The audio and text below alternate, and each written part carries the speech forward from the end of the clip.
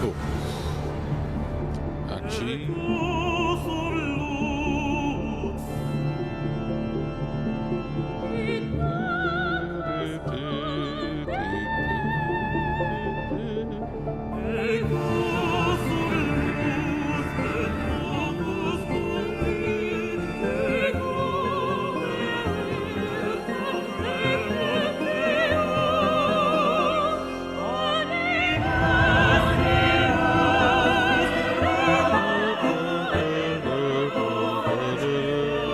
wow, what was that so delayed?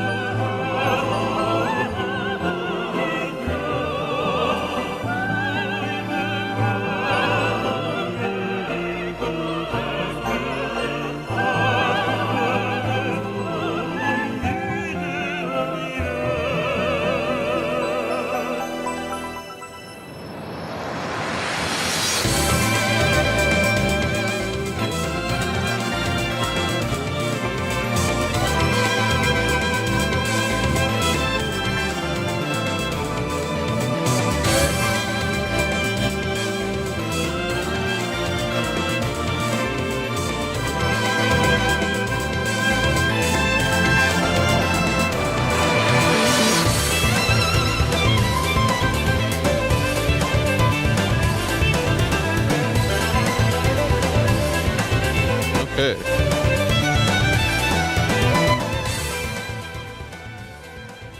I'm back for probably a pretty short stream. So, yeah, I last stream I was trying to squeeze in everything and then kind of wrap it up. We beat the game again on New Game Plus Nightmare Mode. We had all the achievements. We for the New Game Plus, we just quickly did all the stuff again. Completely unnecessary. I just wanted to do it. But yeah, I ended up running out of, excuse me, unless this ends up being quick, but I ended up running out of time. I wasn't sure if I could fit in all the books that we have to read. And I'm finding out that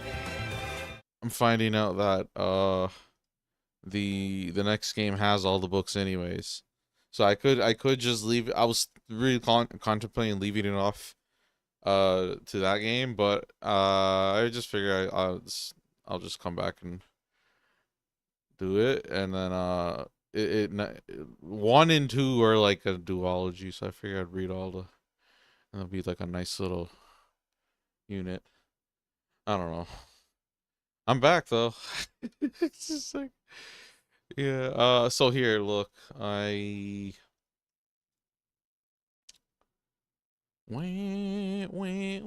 yeah, I found out that the books are the same. Hi Contra. Oh, I need to change that font. That font is bad. I forgot to do that. I don't even remember how I did that. So yeah, this stream I'm just reading the books and then I'll move on to whatever else. Maybe I'll play another game, or I'll move on to oh, I see the font. Move on to the third game. What's a good font? Something I can read, bro. I can't read most fonts sometimes. It's the size more so.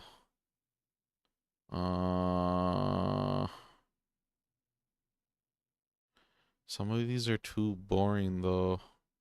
Here, I'll try this one. Do, do, do. Do, do, do, do, do, do, do. Yeah, auto hide. This new chat thing seems to be working. I figured it out. As long as it doesn't throw a weird curveball, should be good. Oh, and I still didn't look into the CSS thing. I can potentially get a nicer looking chat. Remove that. Uh, yeah, that font is weird sometimes. This is for the dock.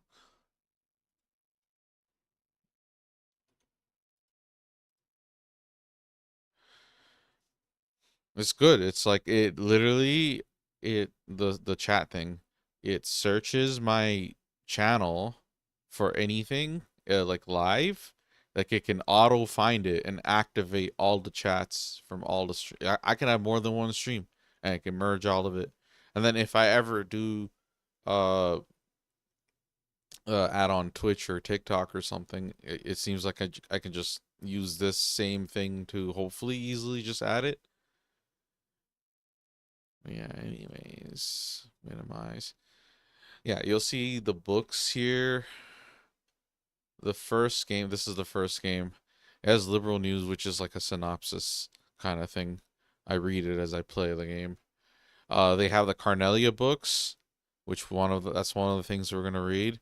And then all these like one-off books that apparently some of these show up again. So like, or you can yeah, like they show up in the other game, in the second game in this game, and then also maybe even the third game. But yeah, we're interested mainly in Carnelia from the first game. All of this stuff, I skimmed through some of these just like whatever. And even these books are like whatever too. Probably it's just they really seem to want me to read these if they're putting them in the game. Like someone worked hard on this. Yeah, the second game right here, they have same thing, liberal news synopsis type of thing.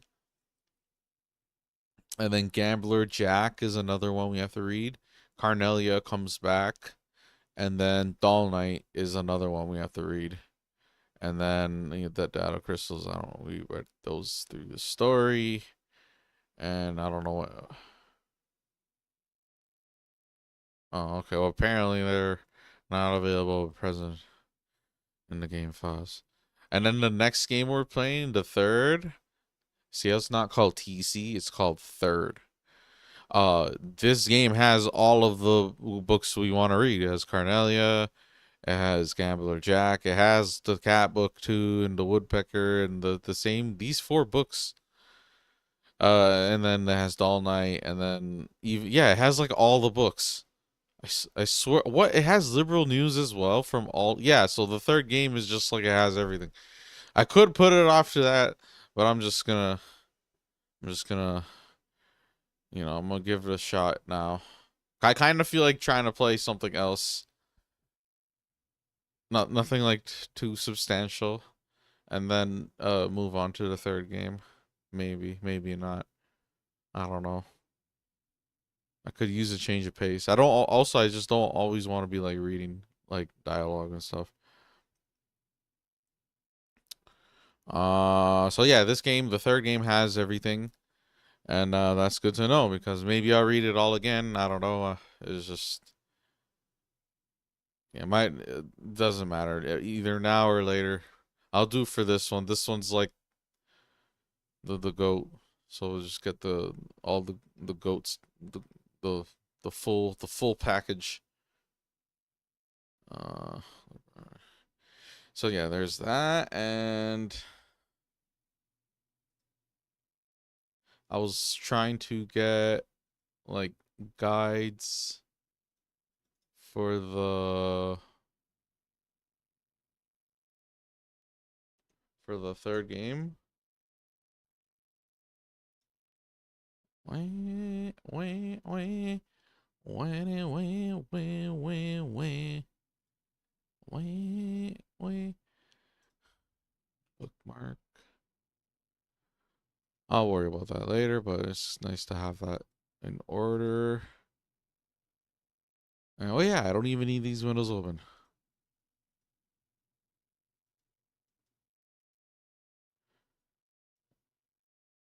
Yeah, I don't. Yeah, okay, cool. Yeah, so yeah, we're gonna read the books. I don't know how long this could take. This could be under an hour, easily. Could be a short stream. And then, I'm just trying to record it and then We'll see. You know what? Because I was thinking, I don't know. I'm in the playtest thing, test servers for Siege X. It's Siege X. It's actually the game that's gonna be, the update of it. So even though I couldn't play it when that event thing was happening with that mode, which sucks. I'm not gonna forget it. That's a terrible, terrible, terrible impression. Yeah, I could potentially play that, give it a shot. It's cool because they have the Michael Jordan buff Clash is like a mobile Mira, and just like all the little things that come with it. And then that could be like my first CJX stream, I guess. And just I haven't really I played a little bit today. I played like a 1-2. Was it today or was it? I don't know. I played recent enough to remember. So Spider-Man, Batman, Spider-Man, Spider-Man, Spider-Man, Spider-Man, Spider-Man, Spider.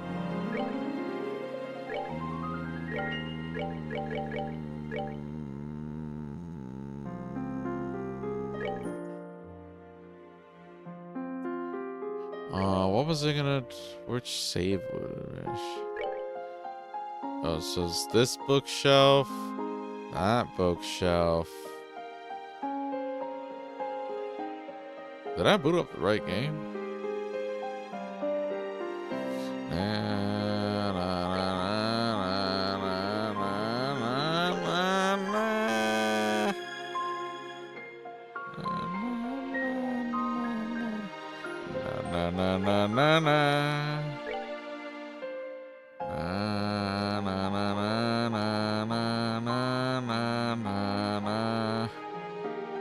Calvardian Embassy, Wingardium Leviosa.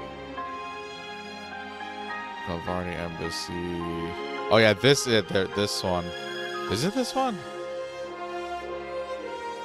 It might not be that one. It's where the one of them has the gambler jacks.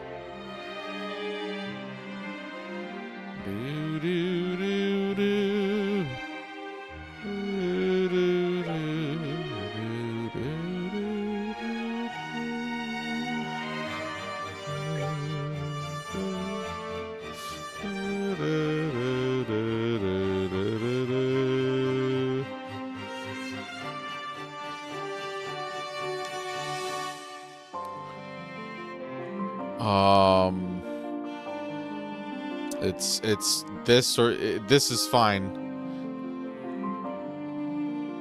but this would work too.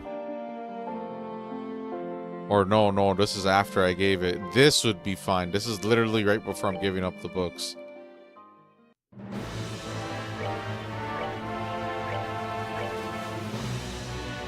Yeah, what are you talking to this idiot? Oh my god, I can't gamble, Jack.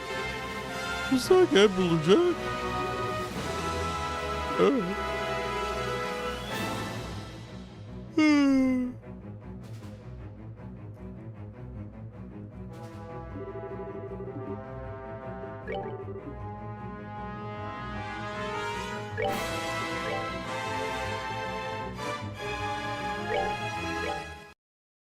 Oh, I'm not even ready, bro.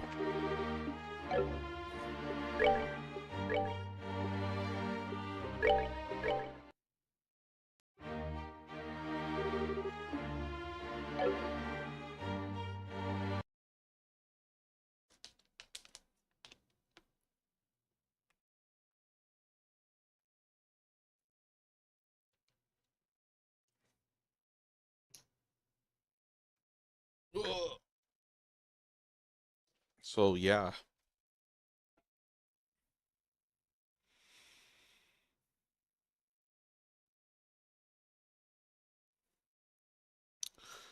So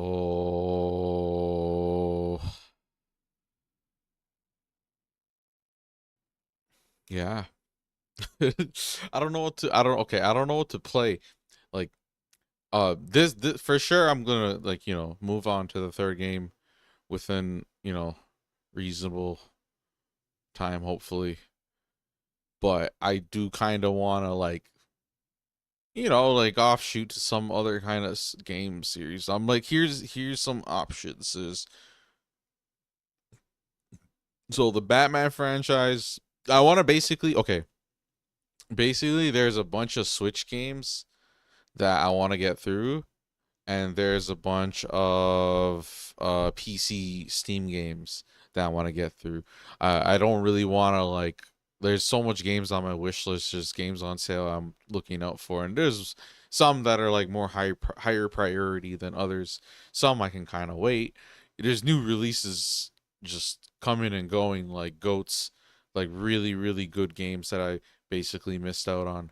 Uh, I can just name a bunch of Cyberpunk, that Claire 33 game, Baldur's Gate 3, Resident Evil 4 remake, Resident Evil 8. Um, there's a lot of games. Okay, it's just we're not caught up.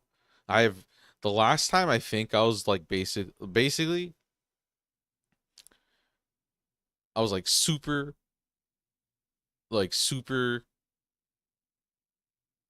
up to I like think about how bad a backlog for most people would be. It's like my backlogs are like terrible. It's just like really nonsense. Um, and I've actually I remember going through a backlog. I was like, yeah, some of these I don't even really want to play. I'm down to like watch like a playthrough, and then as I'm watching a playthrough, I might just be like, all right, fuck it, this is trash, or or it might be something like, okay, I actually want to play it, or it could be something like skim through it or whatever. But hold on, too much games.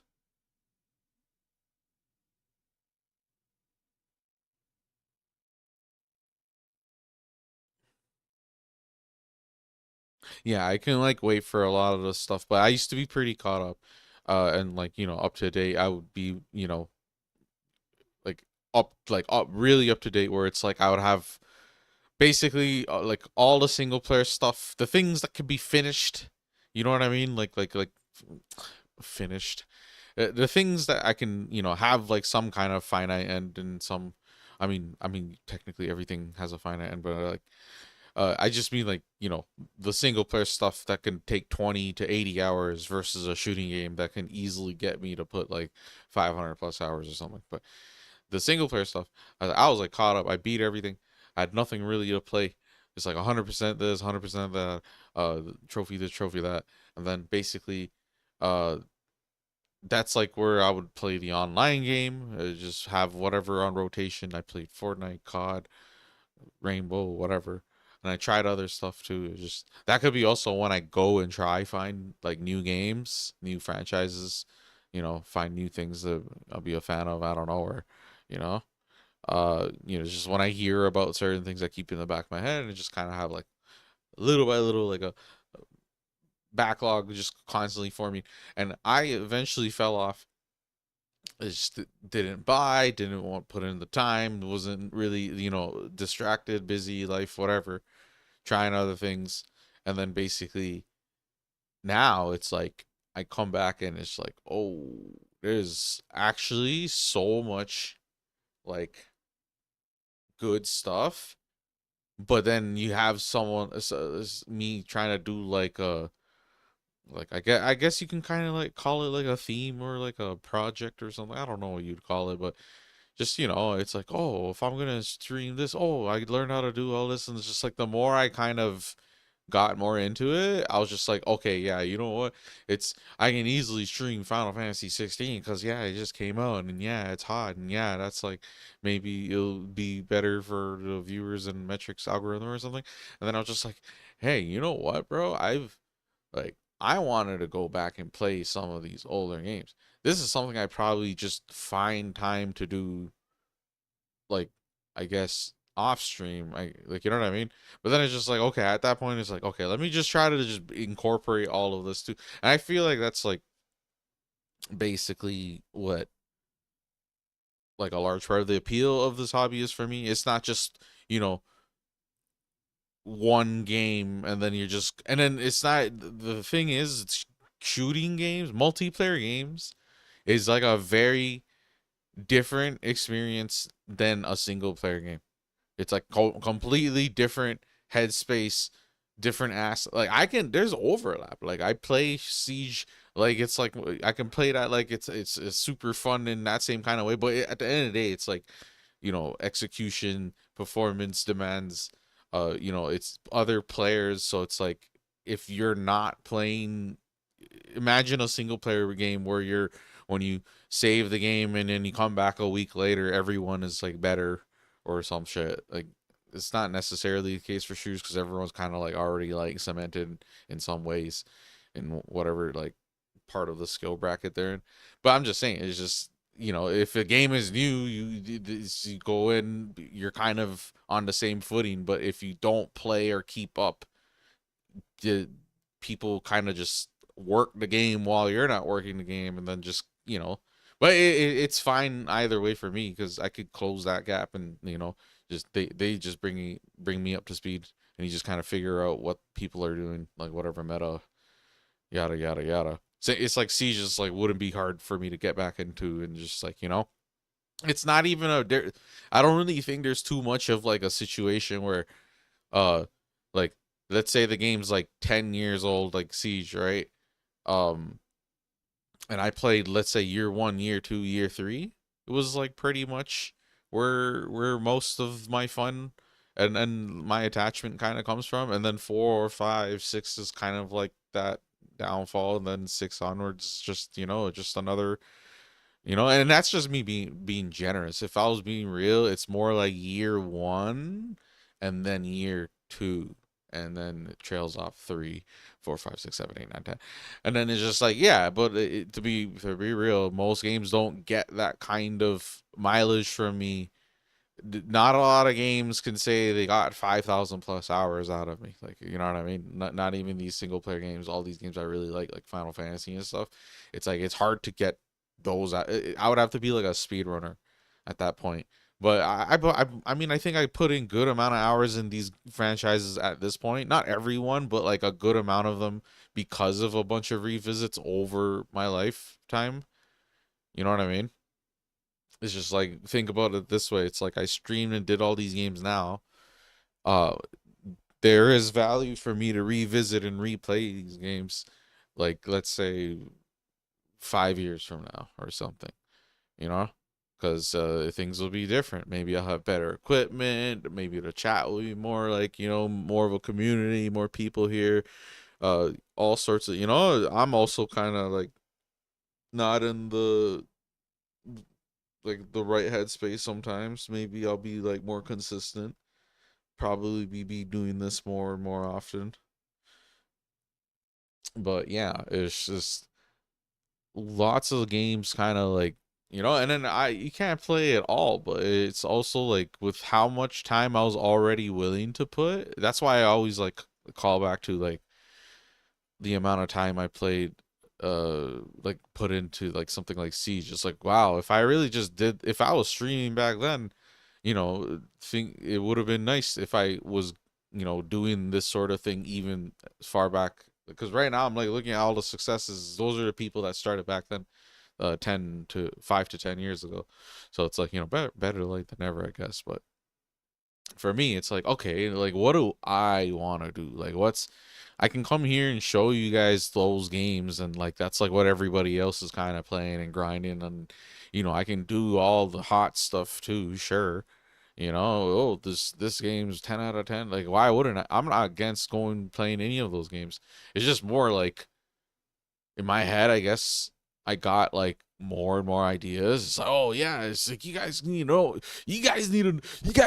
about this game. Do you know about this game? It's like you guys play all these games. That's great. Those are well known. Like, do you know about this game?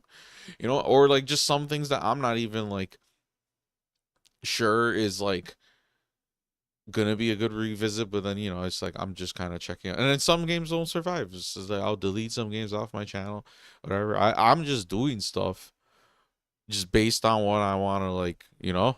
I'm in the mood to play and stuff. When I was trying to do, I threw a bone to a couple of games, and it's just the way things are on PC is bad in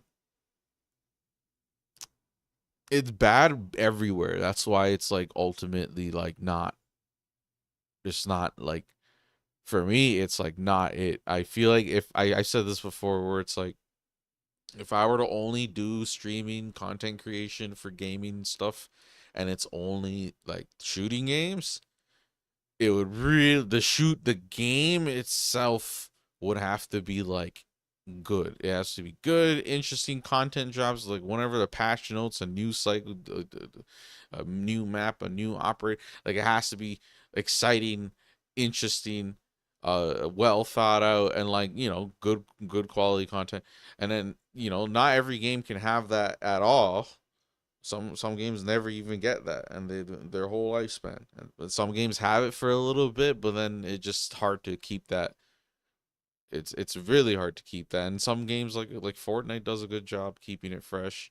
Anytime I'm like lucky though. I don't play that game actively, so when I go back every time, it's like a big enough gap where it's like a bunch of shit change got added and it feels different. When I go play Siege in the same way, it's like Siege changes stuff too, and it's like, nice little whatever. And then sometimes it is cool stuff, like an operator ability or whatever, or like a map. I'm like, oh, okay, cool. I don't really like some of the new maps.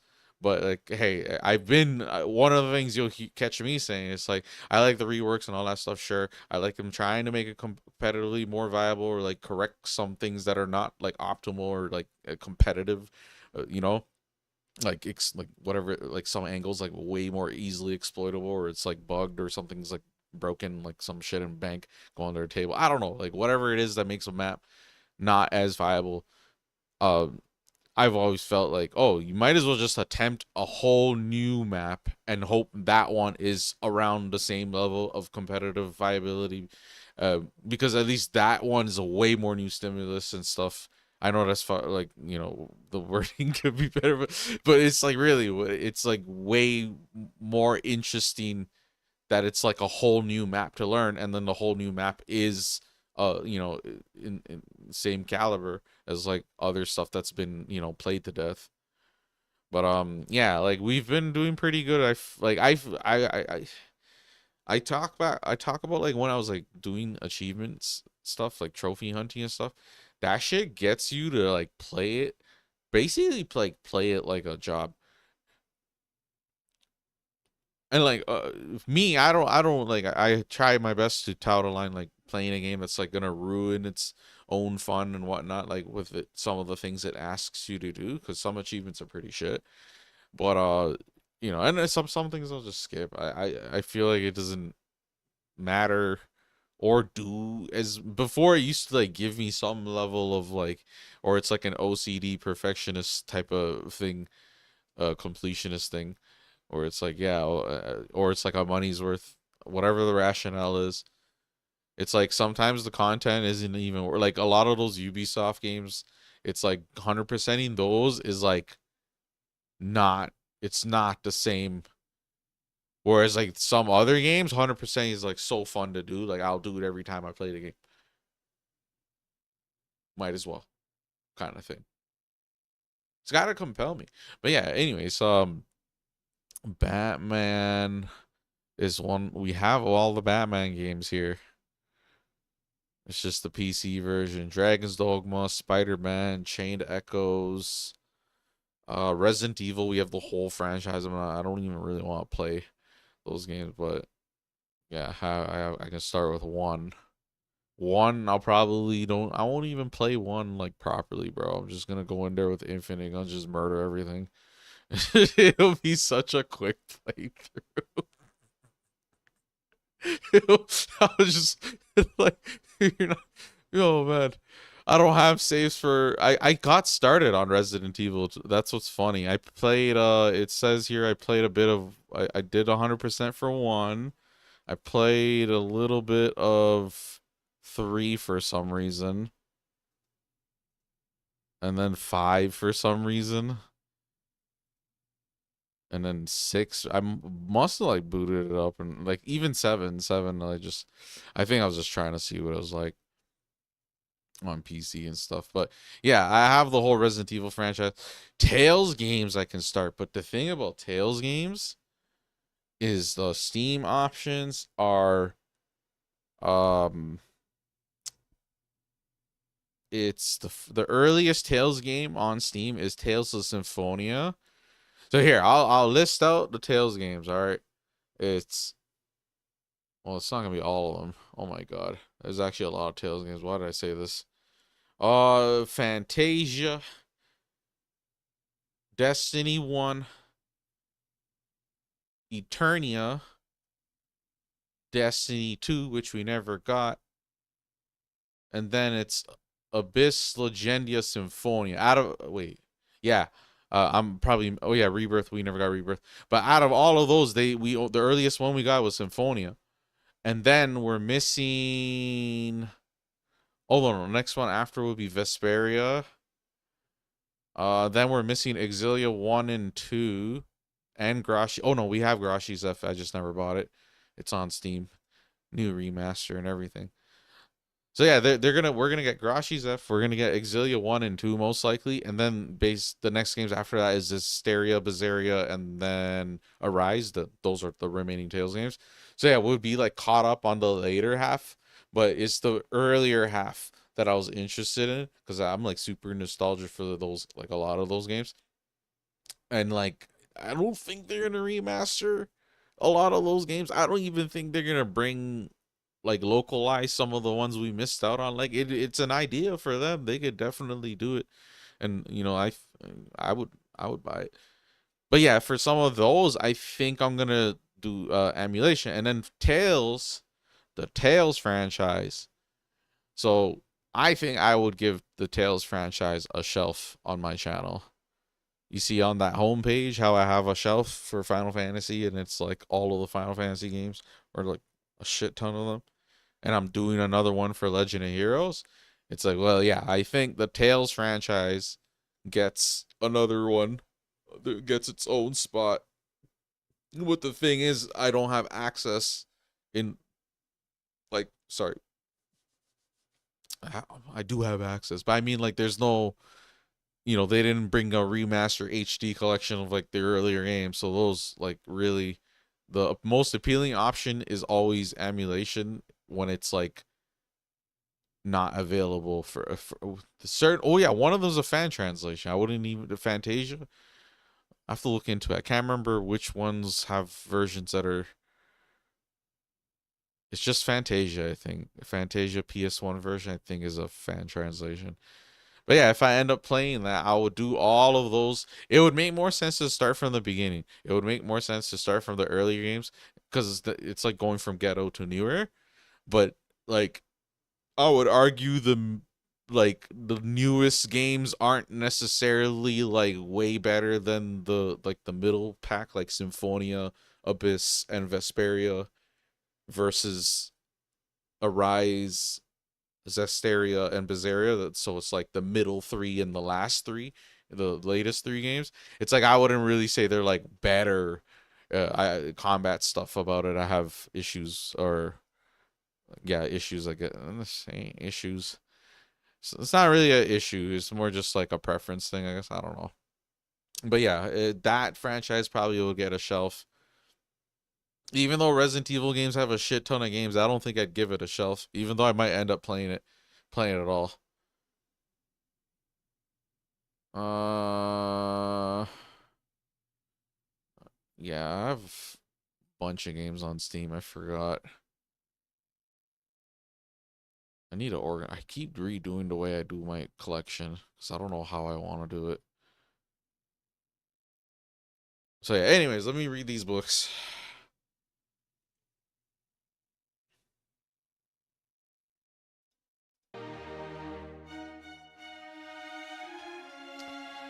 Okay, so now time to read the books even though these books all show up in the next game, the third liberal arc game, I figured I'd just read it in this one. It's okay. I'll probably read it again in that game for all I know. But yeah, we're gonna start off with Carnelia series. So yeah, chapter 1. The Imperial Chronicle. I stood there upright in front of the revolving door, scuffed the heels of my boots against the ground. Pulling slightly on the collar of my trench coat, I dropped my chin and gazed at my partial reflection in the curved glass. Aside from my short-cropped hair, I wore a modest-looking double-breasted leather raincoat and a pair of special order steel-reinforced boots, both of which at first glance appeared to be the most common of common apparel. Yet they were in fact much more than the naked eye could detect. My ordinary, average appearance, it was of just as much importance today as it had been on any other day in times past. Not far off, the sound of footfalls echoed rhythmically like the steady beat of a pendulum swinging back and forth as the throngs of those coming and going moved quickly along the cobblestone avenue, enveloped and tinged silver by the morning mist. At times, the calling voice of a street peddler disrupted the steady flow. But as soon as the hawking cried fade away, it would resume its course. Each morning that I found myself setting foot in the Imperial City, I also found my surroundings to be unchanged and stained by the same somber tone of gray. Snatching up a magazine from the underarm of a street vendor, I tossed the fuel mirror into the left hand poised expectantly behind his back. The Imperial Chronicle, the magazine I read so often that even the ink bleeds were familiar. Roughly flipping open its cover, I scanned the headlines along the top of its monochrome pages. Then suddenly, my breath caught in my throat. At the very bottom of the local news page, I found those letters, that sequence of characters which I had not heard nor seen since the time of that life-changing incident. My eyes instantly gravitated to the spot, and for a time remained fixated. Ein Selnet. The very meaning of those letters became lost to my senses as I stood motionless, my gaze fixed on the same line of text until it all seemed to coalesce into a single blotch of ink. After a few seconds of blank comprehension, my vision settled and I wrenched my eyes to the beginning of the article. As I began to read, my memories verged on a single point in my past, and then slowly started to run in reverse, heading for that fateful event 3 years prior when his name was first introduced to me. Oh, this, not his. It was on an afternoon all those years ago, on a day not unlike this one, where the capital was overshadowed by its typical gloomy aura. Never mind, this is a lot of reading. This is just chapter 1. I was a little younger than now, a 22-year-old boy who stood silently in front of the boutique door as usual, double checking his appearance before lightly treading over to Mitch's Imperial Factory. Okay. These are what? This is Erebonian books. It was on this day that had been arranged for me to receive a new job from Mitch, the shop owner himself. Although he was a drab, middle-aged man, I, being the Ordman enthusiast I was, had found myself as one of his few regular customers. I headed down a dank alleyway, and after passing through a partially rotted wooden gate, I could see the soft glow of the flickering orbital light just outside the entrance of the factory, whose structure was halfway below the street level. Oh god, I hate reading. I first began receiving jobs from Mitch about the time when dissension began to occur in society over the 100 Days War. It was during this period that relations between the Liberal Kingdom and the Empire were at their worst, and the importation of ordnance had become almost non-existent, conspiring with underground elements and planning a smuggling operation. Mitch made me out to be his accomplice in crime, for the job which I received by his hand was none other than that of the courier.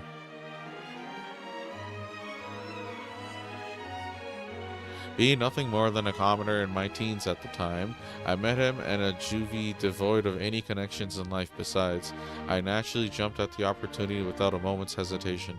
Yet, even after relations with Liberal had returned to some degree of normalcy, I realized I was in no mood to give up my specialty, which focused mainly on the delivery of stolen goods. The reason being, there was no job out there which could bring in the kind of mirror this one did. With an unrefined and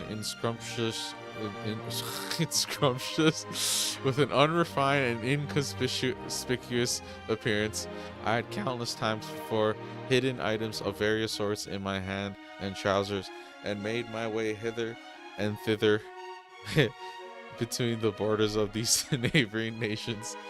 And though, to my delight, my wallet had become increasingly laden with a bounty of monetary rewards, I had routinely changed my alias as a precautionary measure. So much, in fact, that these false names had built up into quite a list over the last few years. I had been known as Phil, the frivolous, Rooney, the trickster, and even Chris, the coward.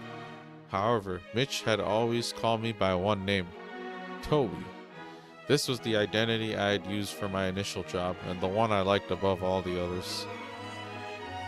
Okay, well that was chapter 1. How much is there? 6 chapters here. And a finale. I'm already beat up, bro. I'm tired. Oh.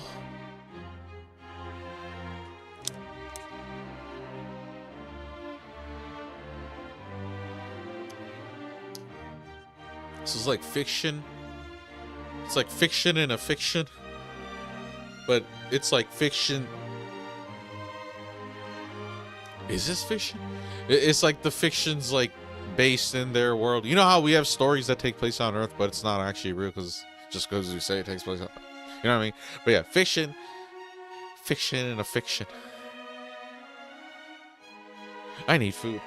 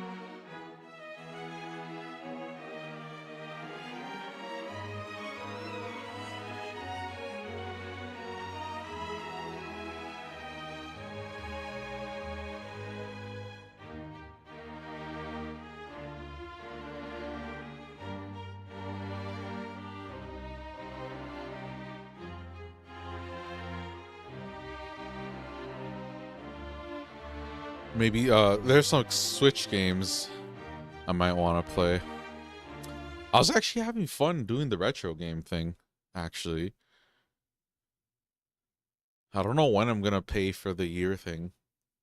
I was saying, like, I used to do this thing. Like, I don't know where it kind of started, but just during the summer break or like winter break. So like December, January, February, or sorry, December, January, and June, July, August. I would like play retro games. Not like exclusively, but like that's like I don't know. And like it's like a weird, I guess, a habit of some sort of form because I'm like thinking about it. I'm like, yeah, I kind of want to go back. Anyways, these books ain't gonna read themselves.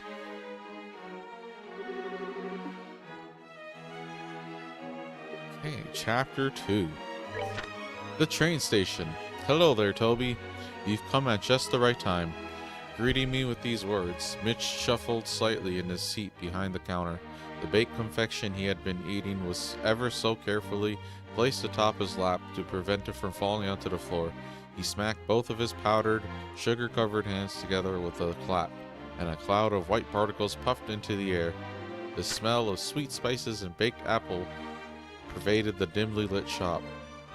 We had an item dropped off no more than a few minutes ago, he continued. Turning in his seat, Mitch reached back and snatched up something wrapped in old magazine paper from off the shelf, tossing it to me. Knowing full well I wouldn't get any sort of answer, I asked anyway. What do we have this time? Laying out my railway and airship tickets, Mitch ignored my question and said, Make sure this gets to the same place as always. In his slow drawl, he added, It would be in your best interest to keep your involvement to a minimum by leaving the business side of things to me and focusing solely on getting the job done, Toby. He leaned back in his chair and let out a deep sigh, the balls of his fingers kneading the bags under his eyes. Then, once again, his large hand extended down toward the unintended cake resting on his leg.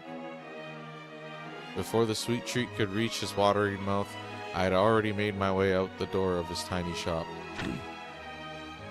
As I walked, the waste paper bundled package bounced around inside the folds of my bag. By the feel of its shape and weight as it beat steadily against my side, I concluded that the object in my possession was probably just more swag.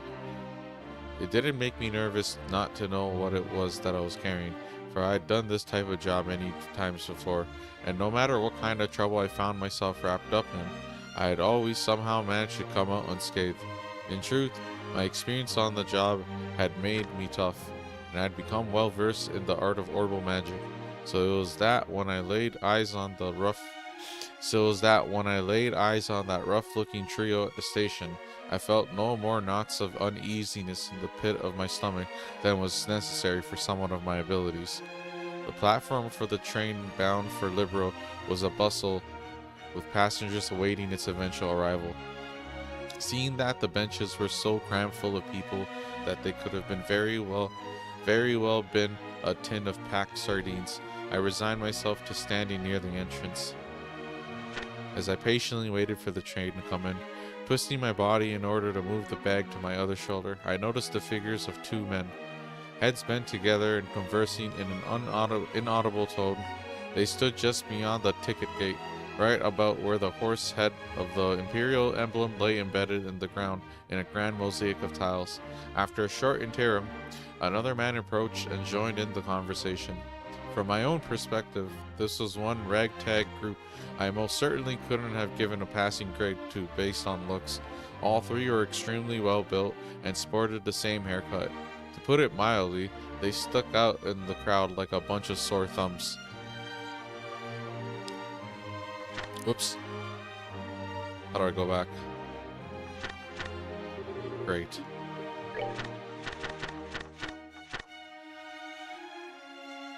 Making sure to avoid eye contact with them as they glanced in my direction, I slung my bag back onto my shoulder, and ever so calmly reached my hand into my pocket and ran the tips of my fingers across the surface of my orbit.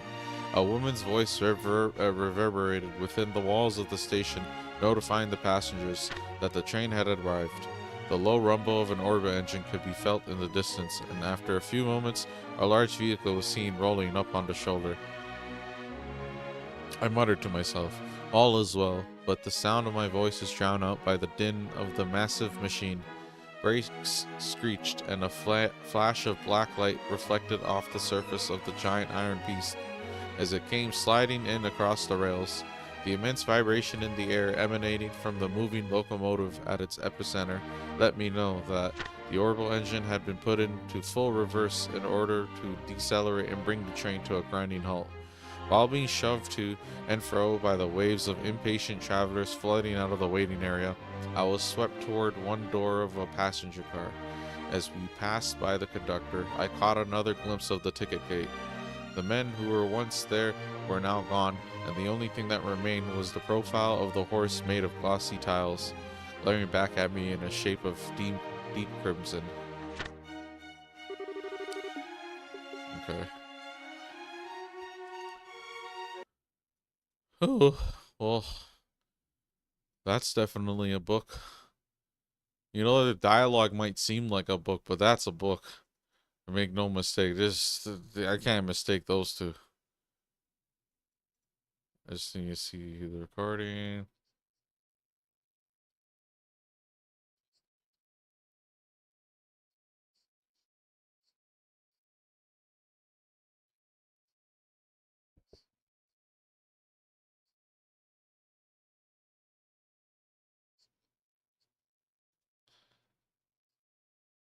Okay, cool. Yeah, all right. Damn, son, this is story time. Yeah, I definitely wouldn't have time last stream.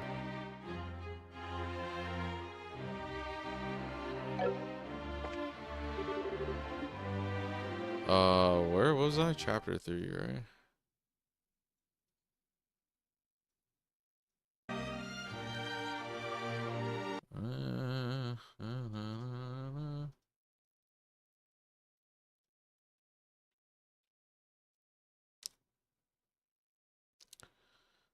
These are like 5-6 minutes.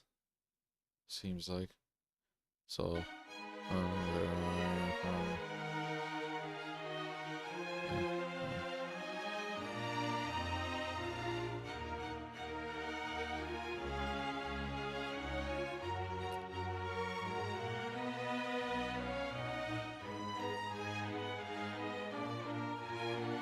okay, chapter 3.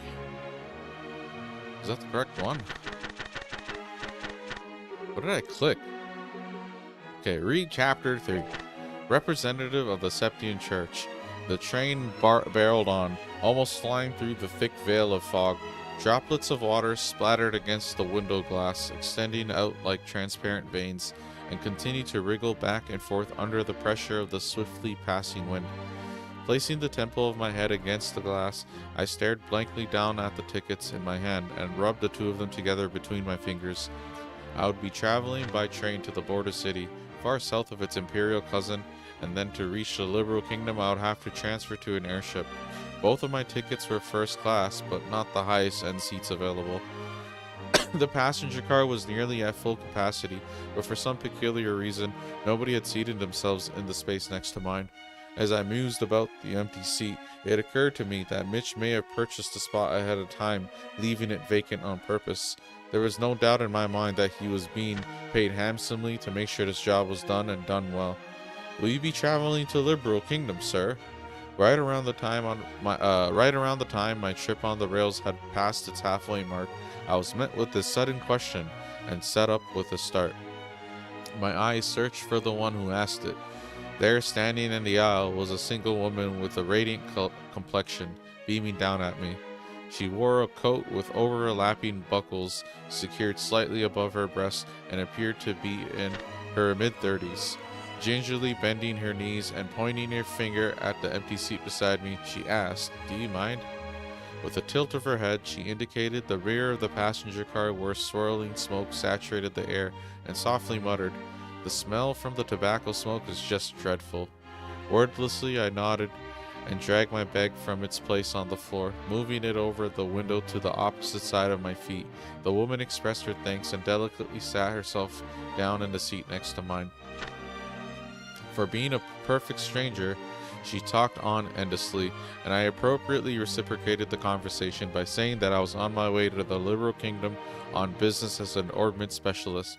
Her story was that she was on a mission of mercy for the church and had an errand to fulfill in the border city. Just so you know, people sometimes refer to me as Sister, she went on. Of course, it's just a nickname. She recrossed her black leather boot-clad legs and let out a sort of suppressed titter from the back of her throat as she made mention of this. Sister Carnelia was her nickname. Oh, so the book is... Oh, yeah, okay, so she is Carnelia's referring to Sister Carnelia. So this is the central character this book is going to be about, I guess. We continued on in this fashion, subjecting ourselves to a variety of idle banter, and as time drew on, the sun overhead began to dip in its arc, crossing the celestial meridian and descending into the west. Each time the moving train cleared a grove of trees, the entire vehicle, passenger cars and all, was bathed in a warm apricot hue, flooding into the cabins, creating a majestic spectacle. I gaped at the coruscating effect, and in doing so, locked eyes with Sister Carnelia right at the moment the brilliance of the sinking western light seeped into her rich brown irises, causing them to give off an exquisite rubescent sparkle. Holy, bro. The glimpse made me wonder if the origin of her nickname was somehow related to the color of her eyes, being likened unto the luster of a polished carnelian stone. The train gradually began to decelerate, and Sister Carnelia returned to her original seat in order to collect her bags. As a matter of habit, I checked my bag and ornament and found both the junk paper covered package and the magical device fastened into my trousers' inner pocket by a series of chain stitches, exactly where and how I'd left it. A woman's voice came over the intercom system, announcing that the train would be arriving on schedule and that the rainy weather was to be expected at our destination. At the conclusion of the announcements, a number of disappointed sighs could be heard coming from along the row of seats. Raindrops pattered against the windows outside as the looming silhouette of the overcast city came into view. The station's signal lamp emitted an angular light, which was scattered with a refractive effect by the falling droplets of water. Then came a spine-chilling metallic sound, followed by the jolt of the orbital engine's reversing thrust as the locomotive at the front of the train lurched to a halt. Over the loudspeaker came another announcement, asking passengers to ensure that they did not leave their baggage behind, and with that several people stood up and crowded into the aisle. Watching a station worker in uniform as he waved a small flag amidst the falling rain, I picked up my bag and rose to my feet. I crossed paths with Sister Carnelia as I attempted to step into the aisle, but when she tried to step aside and allow me room to pass, she suddenly tripped and fell forward. Grabbing onto my shoulder for support, she picked herself up with an embarrassed smile. Let me by. Sorry, I read that. Grabbing onto my shoulder for support, she picked herself up and, with an embarrassed smile, let me by. I gave her a short bow in line with general etiquette practices, then headed for the exit ahead of her. Following my lead, Sister Carnelia shuffled along closely behind me, so close, in fact, that it felt as if she would step on my heels. Something about it just didn't feel right. Instinctively sliding my right hand into my pocket, I searched for my ornament, but the brass feeling I had grown accustomed to was nowhere to be felt. In an instant, I felt my arm being twisted behind my back by someone or something with incredible strength. The sleek sound of a blade being unsheathed, and then a warning prick of the tip at the back indicated the seriousness of the situation.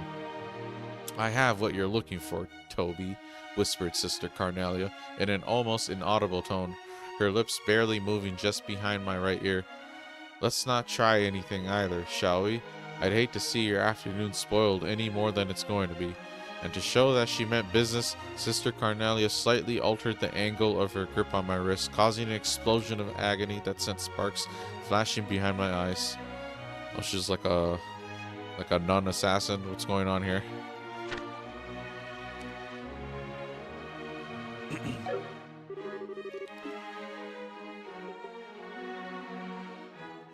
Okay, chapter 4. Human fodder. Sister Carnelia spoke to me in a tender tone as she sent a wave of immense pain rushing through the whole of my right hand. I won't have any trouble with you, now will I, Toby? She asked. Far from eyes just brimming with tears, I nodded my head in consent as the salty streams of water ran down my face. Satisfied with my answer, she loosened her grip, and I felt the pain vanish as if it had been some sort of illusion. With a wry smile, she further added, Don't get me wrong, Toby. I've been sent here to protect you by the goddess herself. This is what she said while instructing me to keep my eyes focused on what lay beyond the window glass. Yet, there was something about the way she pronounced the last syllable of my name that really rubbed me the wrong way. Little by little, the line of passengers slowly began to flow out of the train car. Prodded on by Sister Carnelia, I inched forward while keeping my gaze on the platform through the passenger car window. Down the stairs which led to the front ticket gate were the figures of those men from earlier this morning. The three thug-like passengers who had been loitering near the large horsehead emblem of tile at the Imperial Station. A muffled laugh echoed from her throat as she, too, noticed them. Well, isn't this a warm reception party you've got going on? Cocking my head, I quietly pleaded, Give me back my ornament! Sister Carnelia said nothing. Members of the crew bid us farewell as we stepped through the exit to disembark the train onto the lead-colored platform below. Angrily, I thought to myself, Damn it, what's wrong with these fools? Can't they see what's going on? I shut my eyes halfway to protect them from the drizzle whipping against my face, and I unhurriedly descended the wet set of stairs, a half pace at a time. Sister Carnelia moved along behind me at precisely the same length of stride. Below, the group of thugs waited expectantly at the bottom of the stairs. Waited for me, no doubt. Contemplating the rate at which I was going, I ultimately believed it was only a matter of time before I would be handed over to the enigmatic group. I caught sight of their soured faces as the distance between us grew smaller and felt the heat of my left hand tightly gripping my bag grow in intensity until my palm began to sweat profusely. Hitting the midway point on the stairs, Sister Carnelia suddenly whispered in my ear, Keep your eyes on the ground, Toby. I did as I was told and cast my gaze down upon the tips of my boots, stained to a darker shade by the rainwater. Then, right at the moment I let out my breath, I felt a deep sense of pressure just below my shoulder blades as I was forcefully shoved forward. Droplets flew from my saturated fingers, and my world turned upside down as I tumbled down the stairs and slammed back first into the group of hoodlums. With a muffled crunch, I felt the painful sensation of my ribs crumple under the weight of my body and then return to normal from their severely compressed state. Two of the seemingly military men who were hit as I toppled down the stairs, like an avalanche unleashed on a pair of young saplings, absorbed the transfer of force and were thrown into a large puddle collecting on the ground nearby. Shrieks erupted from startled passengers nearby, more shrill than the high-pitched sound of the railway brakes from a decelerating locomotive. As my world spun wildly about me, I lay there, the chill of the tiles seeping into my back. With a concerted effort, I rolled my eyes to the left, where my arm remained in an outstretched state. By some act of the goddess, I'd managed to keep my tight five-finger grip on the bag I had been carrying. In an effort to get up, I slid into a prostrate position, keeping my chin in contact with the ground. Making a low visual sweep of the vicinity as if my life depended on it, I noticed the military-like physiques of the men had vanished from view.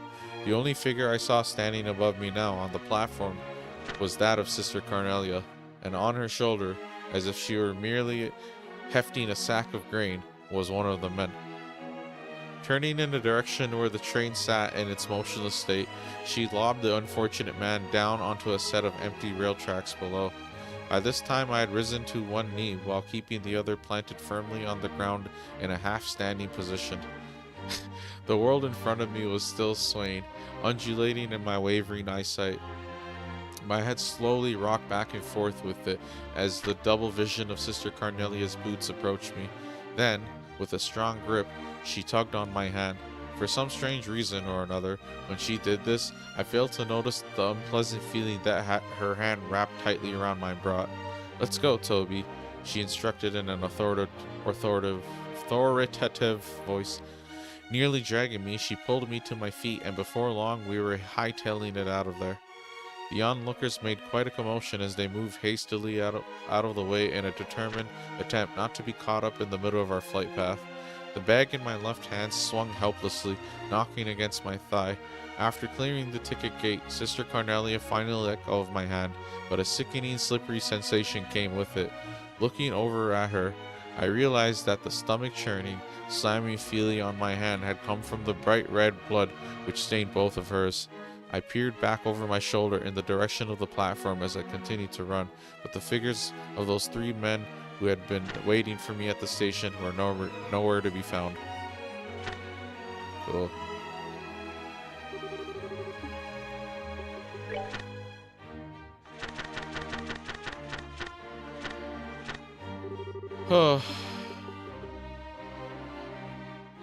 Chapter 5.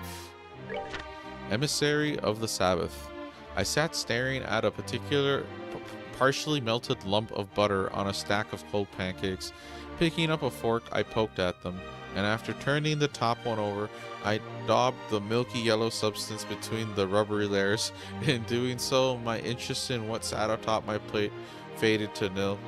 A hanging lamp dangled overhead, making a sporadic buzzing sound as its honey-colored light flickered, creating jittery shadows and distorting my vision within the inn.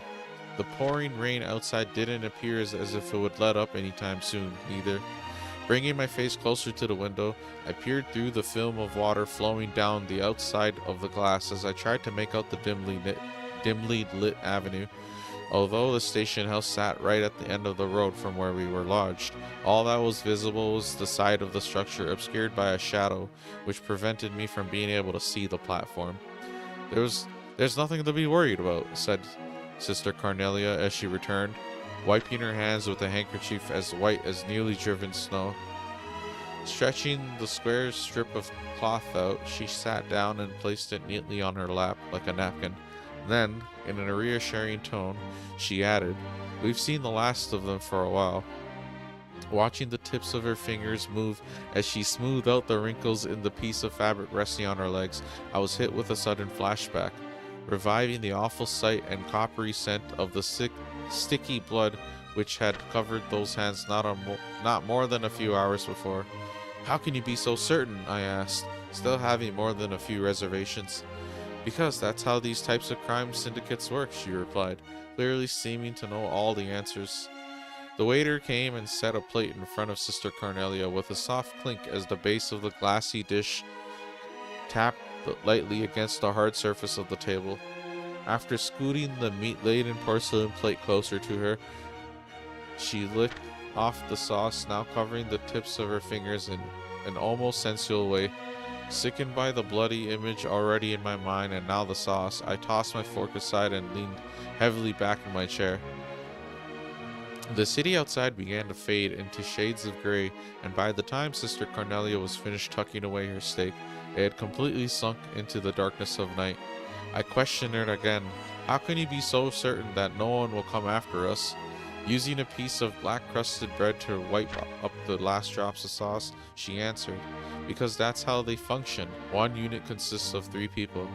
Then, as if remembering something else important, she added, "That group that was after you, they're a Jaeger Corps." Upon hearing this, I recalled seeing some of those men at the landing port some time ago. Only the most renowned and skilled of mercenary groups have the honor of calling themselves a Jaeger Corps, or at least that's what Mitch had told me about them. They were soldiers of fortune who were said to relentlessly follow the flow of Mira wherever that happened to lead, and they would stop at nothing to get at it, even if it meant spilling blood. Warhawks, mercenaries without borders, and a group never to get involved with, is what Mitch often had a habit of saying about them. Instinctively, I slid my foot forward and checked the location of my bag with the tip of it. "It's quite simple, really," Sister Cornelia explained as she reached for her dessert. "You, Toby, are carrying something that's apparently got a lot of people on edge, and someone's hired a Jaeger Corps to take you out. But it's not me they're after, it's what I'm carrying." "It's all the same," she retorted as she gulped down her cup of tea in a single breath. They're going to kill the courier before they even think about searching the contents of his bag. A butcher kills a cow before someone grills a steak, not the other way around, lecturing me all the while. Sister Cornelia took a glossy tallow-handled knife in hand and sliced into her apple pie. The powdered sugar sprinkled on the flaky crust danced under the golden light. I felt a stabbing pain of guilt race through me, just above my gut. Unexpectedly, I began to think about what Mitch could be doing at the moment, but my short period of rumination was cut short when I saw Sister Cornelia's hand stop cold. Glaring into the darkness, eyes focused and intent like a hunting dog's, she tossed something shiny onto the table and eventually rose to her feet. There it was, my ornament. Where are you going? Without pausing to answer my question, Sister Cornelia expeditiously fastened the buckle of her coat. You've got good taste, Toby. One at a time, she set her heels on the chair and tightened her bootlaces. Using the full capabilities of that ornament is no small feat. I think even most bracers would be in for a real surprise if push came to shove with you in the ring. Growing ever more impatient, I asked again. So where is it exactly that you're going? That's none of your concern, came the answer. Suffice it to say, I will be seeing you again on the morrow. And with that, Sister Cornelia disappeared through the door of the women's restroom. As if exchanging places, two other men entered the restaurant. They walked directly to the table at which I sat and stood before me. Flashing the emblem on his chest and without making any sort of eye contact, one of the men said, We're with the Bracer Guild. I apologize for disturbing you in the middle of your evening meal, but you'll need to come with us. And that's that.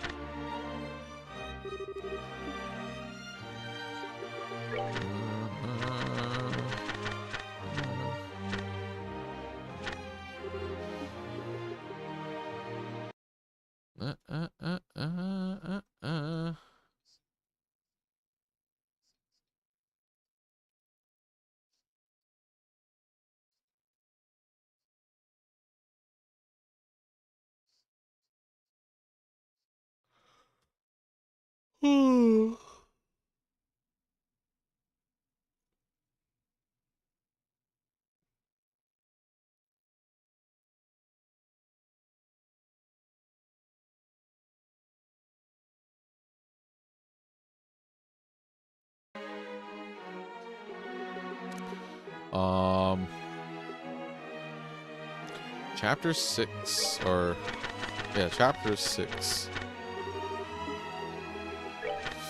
Ascertaining the inner workings.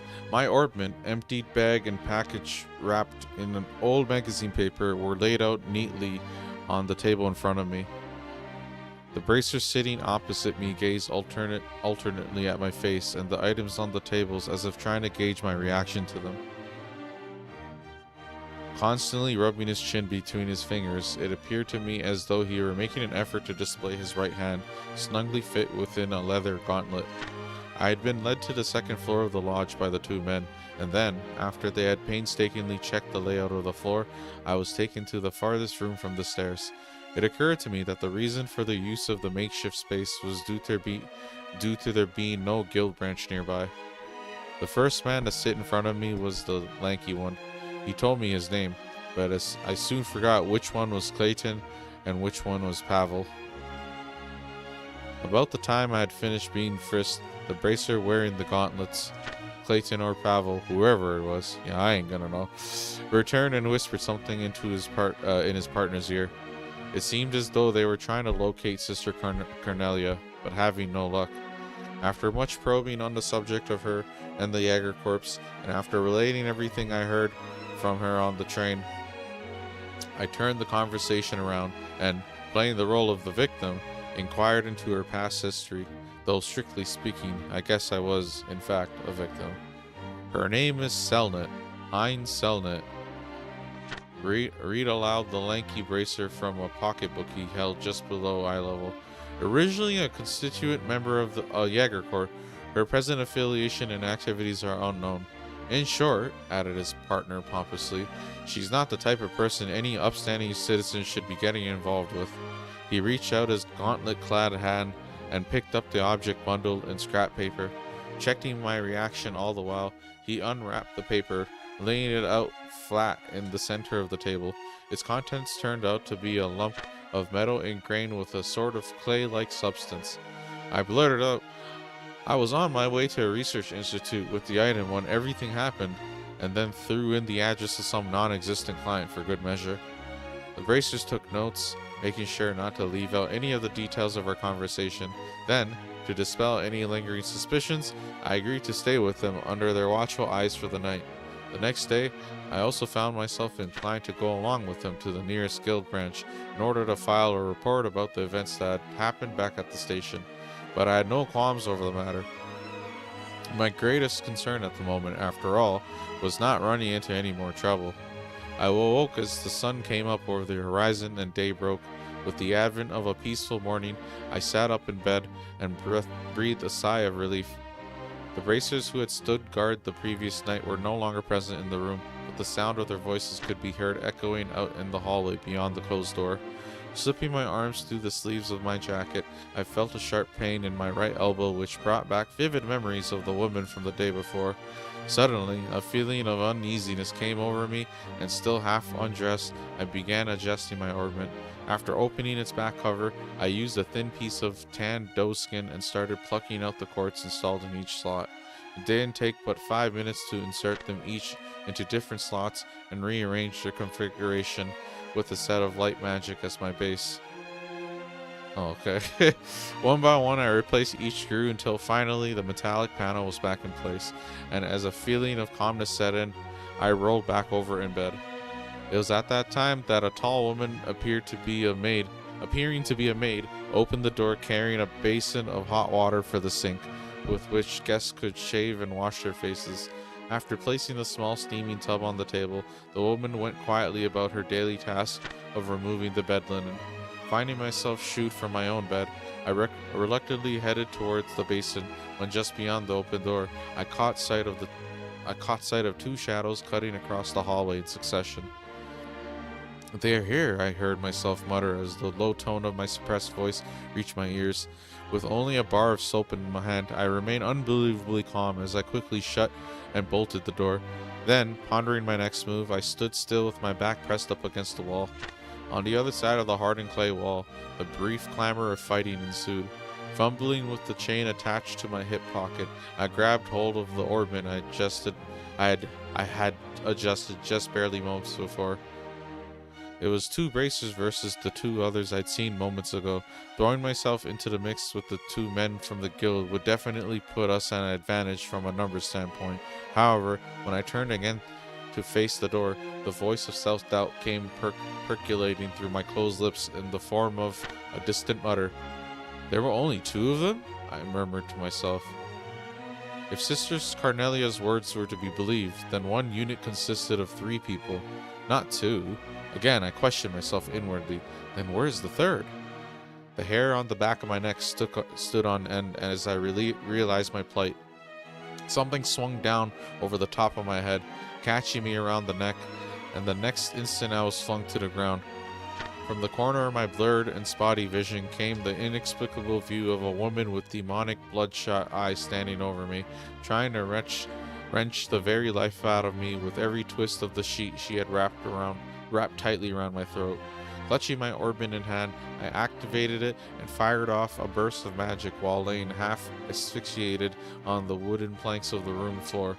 The destructive vortex of compressed air sliced deeply into my hip, but at the same time caused the woman to double over before forcefully blowing her to another part of the room. Shreds of whirling linen flecked and sprayed with fresh blood blasted out through a gaping hole in the wall where a closed window once stood, leaving nothing behind but shards of broken glass and a frame rent beyond all repair. Ooh.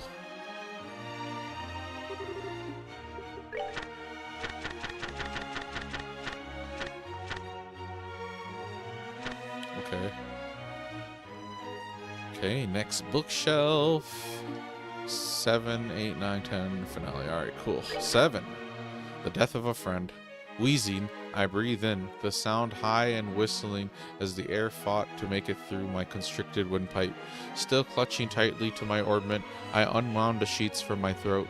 Utterly exhausted, I tilted my head on its side and watched with reddened eyes as a small stream of saliva dribbled down over the edge of my mouth and poured onto the floor. When fresh air finally made its way into my lungs, it initially choked me nearly as badly as the sheet had. A thump from somewhere behind me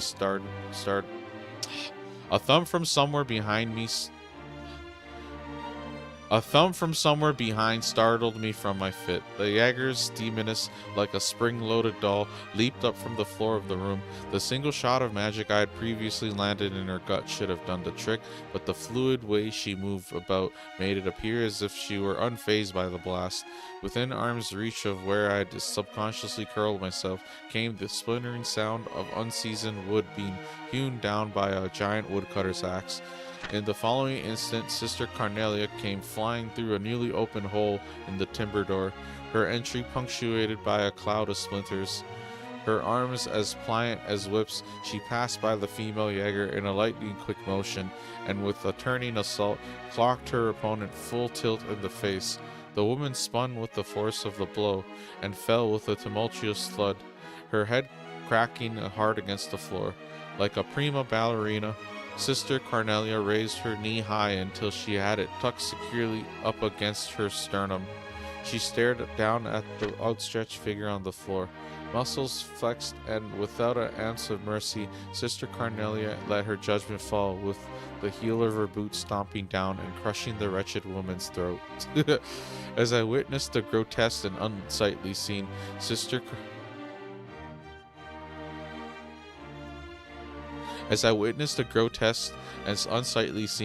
Carnelia gave a quick glance in my direction and beckoned me on.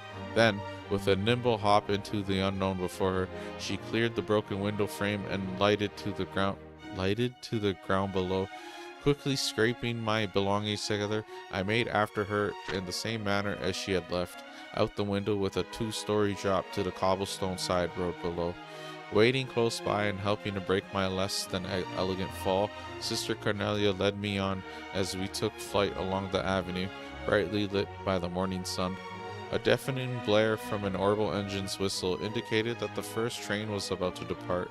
Sister Carnelia immediately pulled a ticket from out of her coat pocket and held it out to me from the side.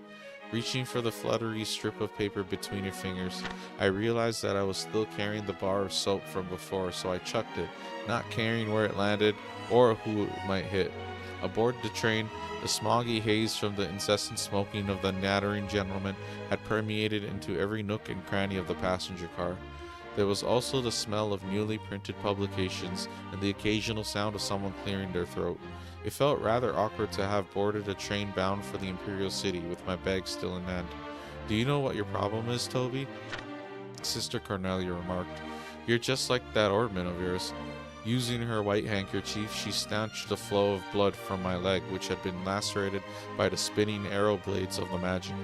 "Once you get yourself into trouble, you keep digging yourself in deeper until someone comes along with a billy club and whaps some good sense into you." Placing a folded magazine on my lap, she tapped on it with the nail tip of her index finger, indicating that I should read what was inside. It was a copy of the Imperial Chronicle, which had been published just that morning. A several-lined article, buried pages behind more titillating news, told of the suspicious death of one Orbital factory owner somewhere within the capital. This was the first time I had ever become aware of Mitch's real age.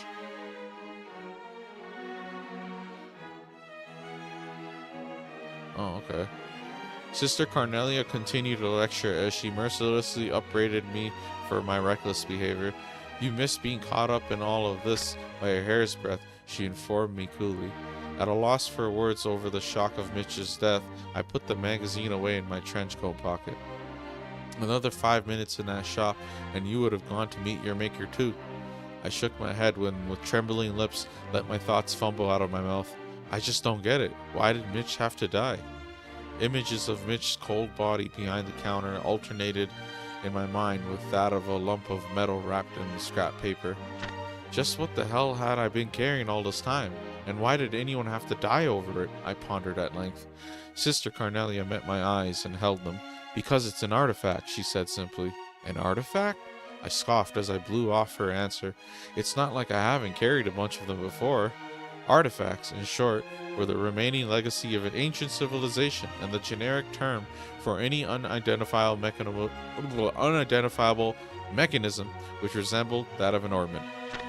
I'd spent my days as a courier smuggling any number of those items under the false pretense that the goods I was carrying were nothing more than rare antiques, and readily placed them in the hands of those aristocrats, amongst whom they were especially in vogue. And for the most part, my current possession appeared as though it belonged in the same group as the others. Personally, I could find no other value in the collecting of these artifacts besides the indulgence of oneself in a decadent hobby. Chiding me as if I were a clueless child, Sister Cornelia rebuked, "You're wrong, Toby. This one's much different than the others."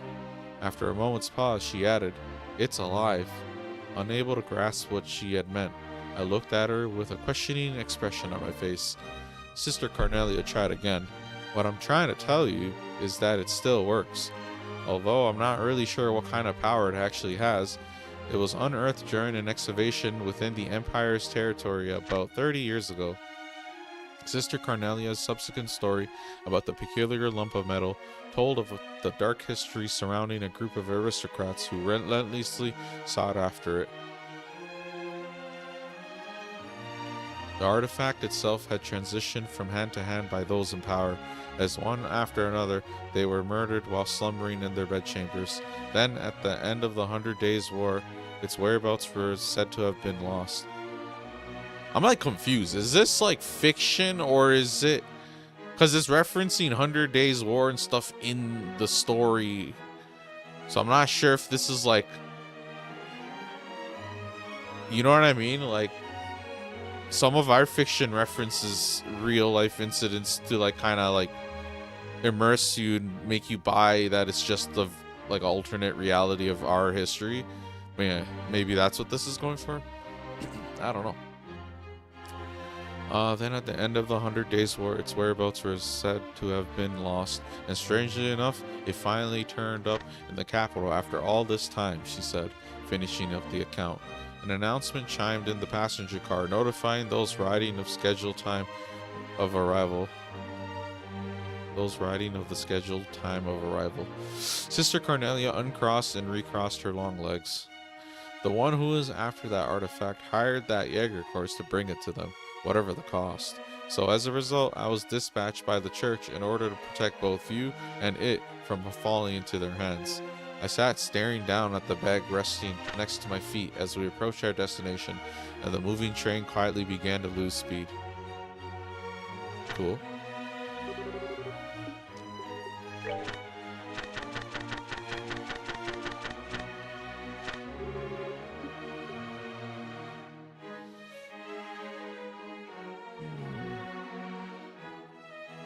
Okay, Chapter 8. In the bowels of the Imperial City, moving purposefully through the crowd, we made our way between the rows of seats. Each time the swinging bag in hand struck the side of my knee, I became keenly aware of its presence. It was an unnerving feeling, quite like I had unintentionally brushed up against someone in an offensive way. Furthermore, it was nearly inconceivable to my mind that the ancient relic the Jaeger Corps were pursuing with such a frenzy was sitting right here inside the stitched cloth of this cheap handbag. What a fool Mitch had been. Hadn't he known the burden this object would bring would be one far more weighty than the both of us could have ever hoped to bear? I squeezed my hands shut against the thoughts flying around my mind and addressed Sister Cornelia, who followed closely behind me. "Will we be making a break for the cathedral once we get off?" "Yes, that was the plan," she answered, scanning the scene outside the window of the passenger car. "I think that's the only option we've got if you want to make it through this day alive." The station where the train was set to arrive was unremittingly crowded with countless droves of passengers, and as usual, the sky was slightly overcast. Everyone outside on the platform stood shivering in silence with their collars drawn up to their ears, huddling close to one another for warmth, like a flock of waterfowl out on the tidelands in midwinter. Don't worry, I won't be tossing you down a flight of stairs this time, Toby, jested Sister Cornelia. Although if there were 2 more of you at my disposal, I might have decided otherwise.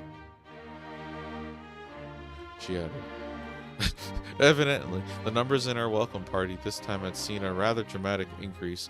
The odds don't appear to be in our favor, she said in a low voice, her warm breath tickling the lobe of my ear. We won't be able to leave through the ticket gate. As soon as we stepped off the train, we stealthily moved to the opposite end of the platform, and after sneaking out a large door for only authorized station personnel, we jumped down onto the path of railroad ties and steel rails below. The biting cold wind of the capital swept freely across the unobstructed railroad tracks, causing me to shudder as it ruffled our coats with its chilly touch. Slipping between the couplers of a pair of freight cars, we moved cautiously along their edge, sticking close to the shadows. Over on the cargo platform, workers were busy unloading containers. For someone who had his mind set on becoming a dealer of pilfered goods, gaining illicit entry into the station house would be one of the first of all basics. Showing my ticket, I spoke politely to one of the workers. Then, with a scenario picked out in my head, I sold it to him as I played the part of a manager here on business with a celebrity of notable repute. Midway through our conversation, I introduced Sister Cornelia, who did her best to show the man a glamorous smile and feminine pose. I had possibly gone a bit overboard when I stated that she was an opera singer, because the way that she carried herself made her look more akin to a low-wage sell song in a bar of drunkards. Yet, in spite of it all, the worker graciously let us through. You're so good at that, it's almost scary, Toby, Sister Cornelia said as we raced through the station's warehouse sector. You should seriously consider doing another job, she went on. I bet you're going to tell me to join the Bracer Guild, right? Come on, those guys would turn me down in a heartbeat, I said as I laughed off the thought. Then, throwing the idea back in her court, I asked, so how about yourself? Why don't you join the Bracer Guild? Reaching the end of the warehouse sector, we came to a stop in front of a large chain-link fence. Sister Cornelia crouched down, and while sliding a drainage cover to the slide, laughed at my previous question as if it were insane. Are you kidding? She asked. They'd gun me down the second I set foot into one of their branches. The winding, narrow stone tunnels like the one we were in ran everywhere beneath the Capitol. We crawled along as the light shining down through the drainage grates on the side of the large road above us illuminated the way like a trail of flickering orbital lampposts. The feet of those walking along the avenue passed right by where we were, but not a single person noticed us scraping our way along below them. And for some strange reason or another, the world just beyond the thin flagstone paved road appeared so dazzling in my eyes. Yet the Jaeger Corps, lost of the artifact in hand, and a senseless, sudden death, all of which had never crossed my mind before, lay in wait for me, dared I to venture into the open world above. As we pressed on, I began to think that the small round tunnel which we were crawling through would run on forever. When it finally merged with a high ceilinged when it finally merged with a high ceilinged sewer surrounded by walls of countless blocks of chiseled stone. We'll go through here and make our way over to where the cathedral's located, Sister Cornelia insisted. Raising one brow, she pointed her finger upward. It's a lot safer down here than it is up there. That's fine and all, but what are we going to do if it gets attacked? Sister Cornelia grabbed my hand, and with that, stepped into the muddy darkness beyond. Don't worry, Toby, she reassured me. Faith isn't the only thing supporting the church. Cool.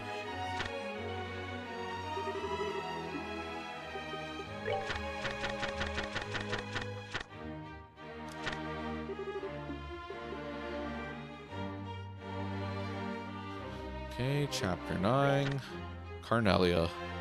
The flicker of dying orbital lamps mounted at equidistant lengths along the sewer walls sent thin streaks of light across the surface of the rippling flow of filthy sewage. Passing in front of these one by one, Sister Carnelia sped down the stone sidewalk as the sound of her body cutting through the racing tunnel winds trailed out behind her. Panting and out of breath, I continued to move my feet toward the darkness which lay before me as I chased after Sister Carnelia's flickering shadow. Wayworn, yet without a moment of repose, we headed unrelentingly, with our sights set on the cathedral of the Septian Church. We moved swiftly across the moss-covered stone pavement, the clacking of our heels echoing in the dimly lit underground. Above ground, the walking distance on the city roads from the railway station to the cathedral was about 3 blocks. If we made our way up through the drainage ditch just beyond the sluice gate, we would find ourselves in the public square outside the massive sanctuary. Up ahead, the light of another orbital lamp came into view. Turning her head in my direction, and without a word, Sister Carnelia extended her right hand outward in a wide motion, indicating that we would be turning that way at the next corner. Then, as if preparing for something, she rolled both shoulders in a grinding motion and relieved the last of her tension with the pop of the neck. It seemed to me as though she knew all too well what was lurking within the tenebrous conduit ahead. Under the unsteady and sporadic coruscation of light. I don't even know what that means. Okay, under the unsteady and sporadic coruscation of light. What is like that? The splitting of the light or something? Okay, under the unsteady and sporadic coruscation of light, the body of Sister Carnelia surged around the corner and disappeared from view. 1, 2, 3 went the walloping echoes, followed by the sound of something being rolled into the channel of filthy sludge. As I turned the corner, the first things which leapt into my sight were the contorted figures of 2 men on the ground, whom I barely missed treading on. Sister Carnelia, who was by this time several steps ahead, continued to run at her usual pace, as if nothing had happened during the preceding seconds. "It's Carnelia!" came an angry, but noticeably wavering, voice from behind. I glanced to my rear to locate its source, and there I found a man who had dragged himself from the fecal-filled liquid, now lying next to his dead comrades, yelling with his dying breath as blood leaked out from his open mouth. "Carnelia, she's down here," he managed to croak before falling silent and still. Sister Carnelia paid no attention, nor made any effort to look back. I turned my face forward and followed her example. The walls of the conduit leading directly to the sluice gate squared out into an ominous melted darkness, seemingly waiting for its next unsuspecting meal. Sister Carnelia gradually slowed her pace to match mine, as I had by this time become completely exhausted and out of breath. "It looks like these guys are dead serious about getting their hands on that item this time," she said as she focused her eyes on the darkness before us. "So were those men old friends of yours or something?" I inquired. Sister Carnelia turned to face me with her darkened, scarlet eyes. "Is that what you heard from those bracers the other day?" she asked. I nodded my head and questioned her no further. With head slightly turned down, I forced myself onward, eyes fixed on the tips of my boots. Unexpectedly, Sister Carnelia opened her mouth and said, "Do you remember that woman you had a run-in with back at the inn?" I nodded slightly. "The whole reason I gave up my life as a mercenary is because I didn't want to meet a tragic end like that," she continued. "A life of no meaning, forgotten by all."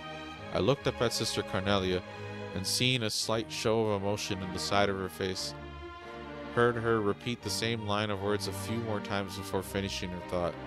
"If I'm going to cash in my life's chips, then I think it's best that I fight for something worth fighting for. At least that way, I'd be able to leave a legacy of my existence behind."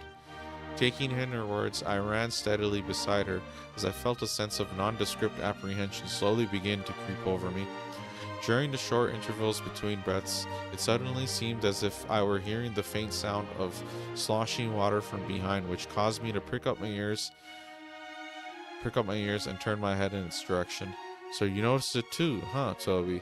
Sister Carnelia slowed her step to finally coming to a complete stop. "They've blockaded us from behind, so there's no turning back now," she said, the direness of our situation heavy in her voice. We had arrived at an intersection where the conduit we were in and another crossed paths, and just beyond the wide, fetid flow of sewage water before us, I could see the dimly lit sluice gate. I placed my back against the damp bricks of the nearest wall, and for a moment tried to catch my breath. They're probably lying in wait for us. Sister Carnelia assessed stolidly after glaring across the flowing sewage of the merged channels and then turning her head to the rear and narrowing her eyes again. And unfortunately, this time, we won't be able to circumvent them. With a sound of composure revealing her utmost resolve, Sister Carnelia took in a few deep breaths. I laid my hand on my orbit, gripping it in the palm of my sweaty hand, and then wrapped the strap of my bag securely around my opposite wrist. And as always, Sister Carnelia checked her boots before standing upright. Then, taking a few steps back and holding my breath, I raced forward and darted into the Stygian flow of waste.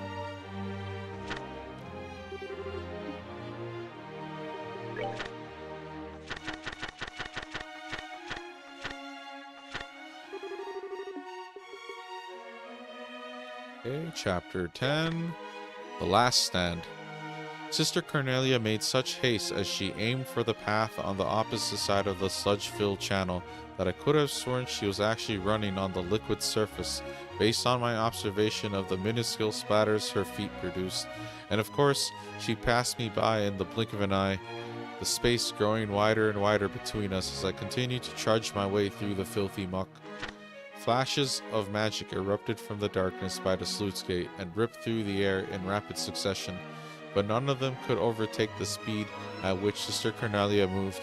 In an unyielding offensive by the shadowed aggressors, the settled feculence in the depths of the channel was thrown up in the form of a powerful tsunami, and in the instant before clearing myself from its destructive path, I feared that the terrible wall of sediment filth would crush me under its weight and bring me to an unsightly end. With an mid-air spin to avoid the last of the oncoming magic, Sister Carnelia flew to the opposite side of the channel with incredible speed. Hurdling the wall of piled-up sandbags behind which the attackers took cover, she whirled her arms in a ferocious onslaught. One by one, like a row of pins being struck by a weighted object, the line of standing Jaegers crumbled to the ground. Sister Carnelia's attacks were like a whirlwind of death, blurry with the speed at which they struck. They came in advancing at inconceivable angles, puncturing throats, slashing open arteries, and then they were gone. So it was that when I finally reached the cobbled path beyond the stagnant channel, not a soul was left standing besides Sister Carnelia and myself. Damn, this girl sounds like she's going off. Anyways, the cathedral's at the end of a ladder just beyond this gate, she indicated, as she flicked dripping blood from her fingers like a child who forgot a handkerchief to dry her wet hands. Her eyes shone with the afterglow of battle. The Jaegers can't be far behind, so we'd better hurry, she warned. And as if to punctuate her warning, the damp sound of numerous feet kicking up water as they advanced toward our present location had now become clearly audible to my ears. Stepping over the handful of Jaeger corpses lying scattered about behind the wall of sandbags, we made our way for the dry bed channel which lay ahead of us. I placed my hands on the slightly damp stone floor of the empty channel and crawled through the half-open door of the sluice gate. A falling water droplet struck the nape of my neck as I passed through the cramped opening, causing me to stop dead in my tracks. In the moment that followed, I recognized the sound of an orbit overhead on the verge of discharging a burst of magic. "Toby!" came the ostensible voice of Sister Carnelia, as my vision was instantly flooded with a wave of exceeding brightness. Then, in the midst of this world of blinding light, came the hand of a savior, which grabbed me firmly by the shoulder. The powerful feeling of being dragged and the explosion produced by the magic rupturing stone were almost simultaneous.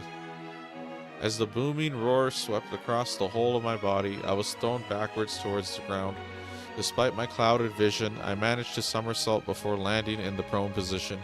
Choking on the filthy puddle I had fallen face down in, I lifted my head in time to see a cloud of blackened dust being heaved from the mouth of the halfway raised sluice gate door. And as if my worst nightmare had now become reality, I watched as one after another the blockading Jaegers emerged from the smoky cloud, each bearing a glinting blade. I floundered about the slippery mud and watched as their ranks sprang into action and closed in, their rugged facial features now visible to my eyes. Instantly rolling to the side, I unsheathed my hidden blade as I attempted to deflect a wide-arching slash of another with my bag. The cloth of the bag, over which the sharp edge ran, split open without a sound, and the paper-wrapped ornament fell onto the cobbled floor. Frantically, I searched for the ornament at my side, but I was unable to get a grip on it because of my clumsy, panic-stricken state. One of the mercenary men, his eyes intent on my throat, drew back his long sword to end my life, but before he could make his move, a dark silhouette appeared from behind him. It was Sister Cornelia. Her hands, moving with such finesse, disarmed the man in an instant, and left only his sword behind before he was launched from view into the hanging shadows veiling the dank conduit.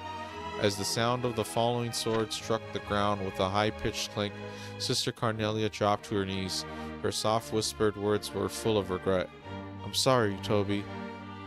With her head bowed forward, I watched in disbelief as several streaks of blood began to run down the side of her face. "It looks like the goddess may be calling you home too," she said gently. Once again, Sister Cornelia rose to her feet, her coat hanging in the tatters. Eyeing her outer garment's ragged state, I knew for certain that it had been caused by the previous blast of magic. In order to protect me from harm, Sister Cornelia had willingly used her body as a shield to absorb the brunt of the force, and now a stain of the effervescing crimson blood had begun to seep through the cloth covering her breast. I swiped up the artifact which had tumbled to the ground from the hole in my severed bag and tore away the wet paper which covered its surface. Then, with the cold lump of metal in hand, I placed it atop my ornament as I gripped them both tightly together.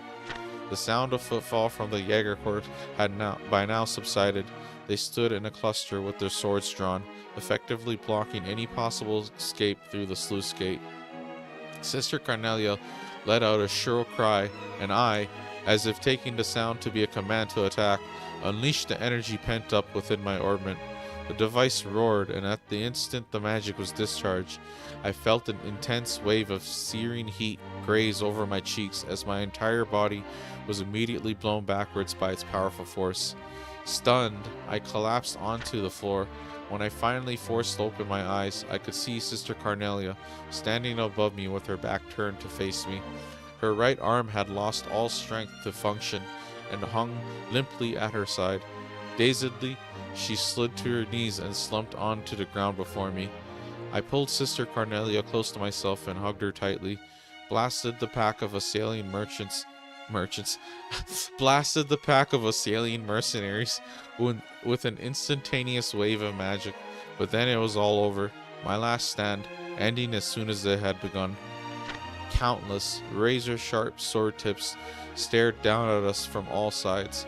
Convinced that I had finally reached my life's terminus, I raised my right hand, and while placing a false hope in my ornament that it could somehow protect us, I activated it. The last of its energy being consumed as it was drained to empty. Whirling arrow blades spun around us as I closed my eyes and accepted my fate, and behind my darkened eyelids, an endless realm of whiteness began to spread out before me.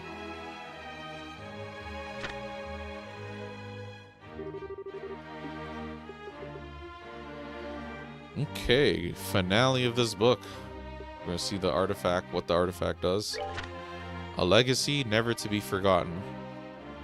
I was swallowed by the light, only to be spewed moments later onto a patch of hardened ground. The air was filled with the scent of sun-baked earth. Yet for being the floor of some grandiose heavenly estate inherited by those in the afterlife, it felt quite like the flagstones I had grown accustomed to in my past life. Upon feeling around my immediate surroundings, my searching hand found soft locks of disheveled hair. It seemed as though Sister Cornelia had come as well as I to meet our Creator firsthand. Gradually, as I lay there, I felt something warm swell within the pit of my stomach. Weary and spent, I just let the feeling spread over me. It was at about this time that the sound of murmurous voices started to fill the air around us. Warm breath tickled across my nose and brow, letting me know that I was being stared at directly in the face. As my eyes adjusted to the intensity of the light, I realized that I was looking into the face of a young girl who beamed back at me brightly with the wildest of smiles. However, she seemed a bit young to hold the esteemed position of the goddess. The knell of a bell overhead rang out loud and clear. Strangely, it had sounded exactly like the cathedral's... Oh, that's a typo? Cathedral's distinctive toll. Taking in this series of events to be rather odd, I picked myself up and at last awakened from the dream which had temporarily evaded my senses. There it was, the familiar cityscape, the sounds, and even the scent of the breeze. I knew the place by heart. It was the public square of the imperial city, which unfolded before the great cathedral of the Septian Church. I opened the fingers of my right hand and stared down at the metallic lump in its palm, entrusted to me by Mitch. Golden filaments of light swirled across the surface of the artifact. I instantly recalled Sister Cornelia's words. "It's alive," she had said. And as I watched the ancient light gradually fade away before closing my hand around its surface once more, I believed it.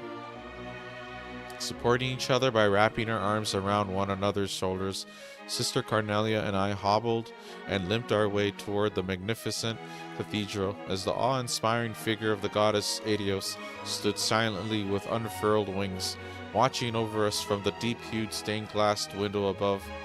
And as for the events which followed, they were all settled in an orderly fashion. The metallic lump which Sister Cornelia had so daringly risked her life for was turned over to His Eminence, the Cardinal, who presided over the cathedral. He disappeared with it through the thick open door of a sacred vault. The level of corruption which had spread like a plague among members of the imperial court, influential aristocrats, and even commissioned officers in the imperial army astonished even those mediators acting on behalf of the Bracer Guild. I stayed close by Sister Cornelia as she was laid out on a pew within the chapel of the cathedral. The real sisters of the church delicately pulled off her coat and cut open her vest, now stuck to her body with dry blood. Upon doing so, they found an ornate shirt of chainmail just beneath the layer of her clothing, which for some strange reason seemed to bewilder them all. The next day, a certain aristocrat, who had hired the Jaeger Corps to carry out his selfish bidding, agreed to relinquish the artifacts in his possession in return for keeping his estate. Hence, his collection of forbidden antiques were brought under the safekeeping of the Septian Church. Sworn to secrecy, I made immediate arrangements to take leave for the Calvard Republic, my destination, a high-class resort, which turned out to be an excellent way to recover physically and mentally, as well as forget about the series of events which had occurred over the past few days. Naturally, the bracers assigned to provide my escort were none other than Clayton and Pavel, who before we left guided me without a word to where Sister Cornelia was resting. I talked with Sister Cornelia, who had awoken for a short interval, but as I got up to leave, she mentioned out to her date. Sorry, I'm like reading too much. As I got up to leave, she reached out her dainty hand and said to me, "Before you go, I want to tell you my real name. It's Ein Selnet." I took her unblemished hand in mine and gripped it firmly as I expressed my appreciation for what she had done. And today, now 3 years later, I stood staring at her name once again, but this time printed on a page of the Imperial Chronicle, Ein Selnet. Below those printed characters ran the few lines of an unembellished article. Yesterday, a corpse was discovered in an urban area of the capital just before dawn. The body was found to be covered with multiple stab wounds. The departed, in life, had been involved in charitable work and brought salvation to many afflicted souls in various regions throughout the land. As I read the last line, I envisioned the deceased figure of Sister Cornelia lying motionless upon a darkened street. Yet, despite the blood-stained face I envisioned in my mind, I saw her as she rested in peace, a gentle smile crossing her face, and vindicated of any transgressions in life. As I rolled up the copy of the magazine in hand, I brushed my hand lightly across the shining bracer emblem pinned on my chest. Almost 2 years had passed since I converted to my new line of work, which Sister Carnelia had so graciously recommended to me. And finally, I had even become used to using my real name. Toby, came the whisper of Sister Carnelia as it resurrected in my ears. Now only known as Toby, I pressed my forehead up against the cold, clouded window of the passenger car. Refulgent eyes of Sister Carnelia, shining brightly like a carnelian stone, forever ingrained in my memory. In my mind's eye, I watched as her coat sleeves trailed out behind her as she dashed away into the darkness of my memories. Opening my eyes, I gazed out through the window glass, and there, I saw the bleeding rouge color illumination of the Imperial City as it faded away beneath the heavy white fog. The end. Okay, so that was alright, I guess. Einselnet. I know a little bit about everything they're saying and what's going on here. So yeah, this book shows up in Trails in the Sky first chapter, second chapter, and the third. And I think in the Crossbow games maybe, and then Cold Steel, one or two or three or four. I don't know if it's all of them, but they show up later in the games. And I'm assuming it's like the same story, same exact dialogue. Maybe they fixed that typo there. But yeah, it was alright. A little bit wordy. I do remember this particular one. The other ones I probably don't remember. The stories, basically this story in particular is like, it's fiction, and it's about, like, I guess it's like a recount, but it's like, I don't know, it's like a recounting of an event, right? And this encounter with this character.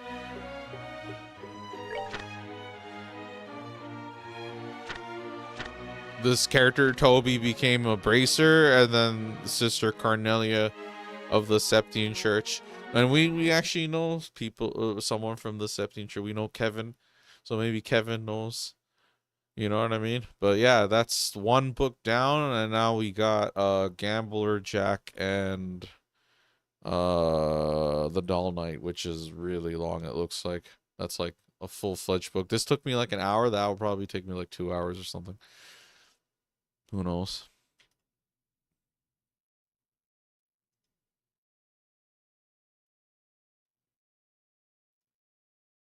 Yeah, this shit took an hour. Holy.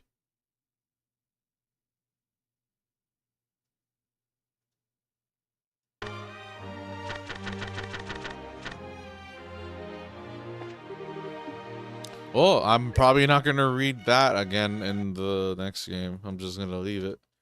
And then in the third game, I'll just point to this game.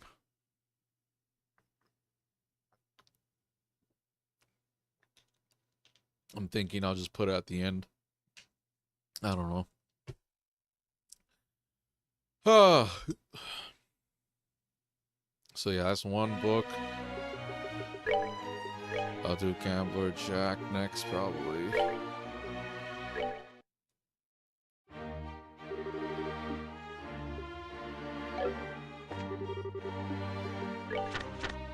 Oh, these are less pages, though. Oh, okay, nice. Yeah, y'all need to, like, chill, dog.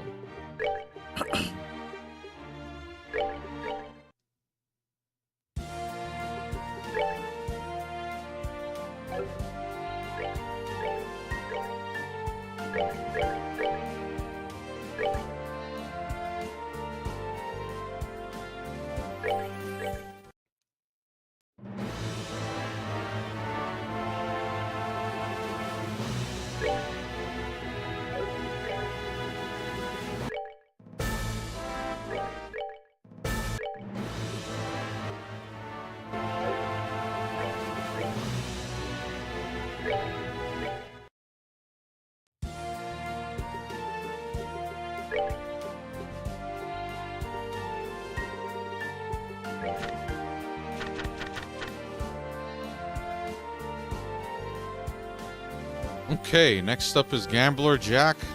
I noticed these are like less pages than Carnelia. It might work out to being the same length, but I'm hoping these are just shorter. So yeah, Gambler Jack, Volume 1. Chapter 1: The Girl. The Coward Republic. There's a city in this country, a place where migrants from the east have recreated their homeland down to the bright lacquered tiles. Nicknamed the Eastern Quarter, it's a vibrant place, bustling and hot. Orbital buses trundle down the main street, lined with stands of fragrant Eastern cooking as the welcoming cries of sellers rise and fall over a crowd of travelers from every nation. The place where the cultures of East and West meet. Yes, it was a place that wore that mantle well. On the north outskirts of that town was a little, run-down bar. Doubtless it'd been fashionable once, but now the plaster was crumbling, and what doors were left barely fit their pitted frames. Of course, such a seedy place attracted a clientele to match.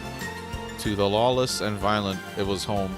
Heh, sorry, looks like my one again, said a low voice that echoed through the grimy room. The voice belonged to Jack. He was of medium size and in his early 30s, a man in his prime. The frayed shirt he wore had seen better days, but the accessories adorning his body were of obvious worth. None of them were right for a man like him, just like the blue glint in his eyes.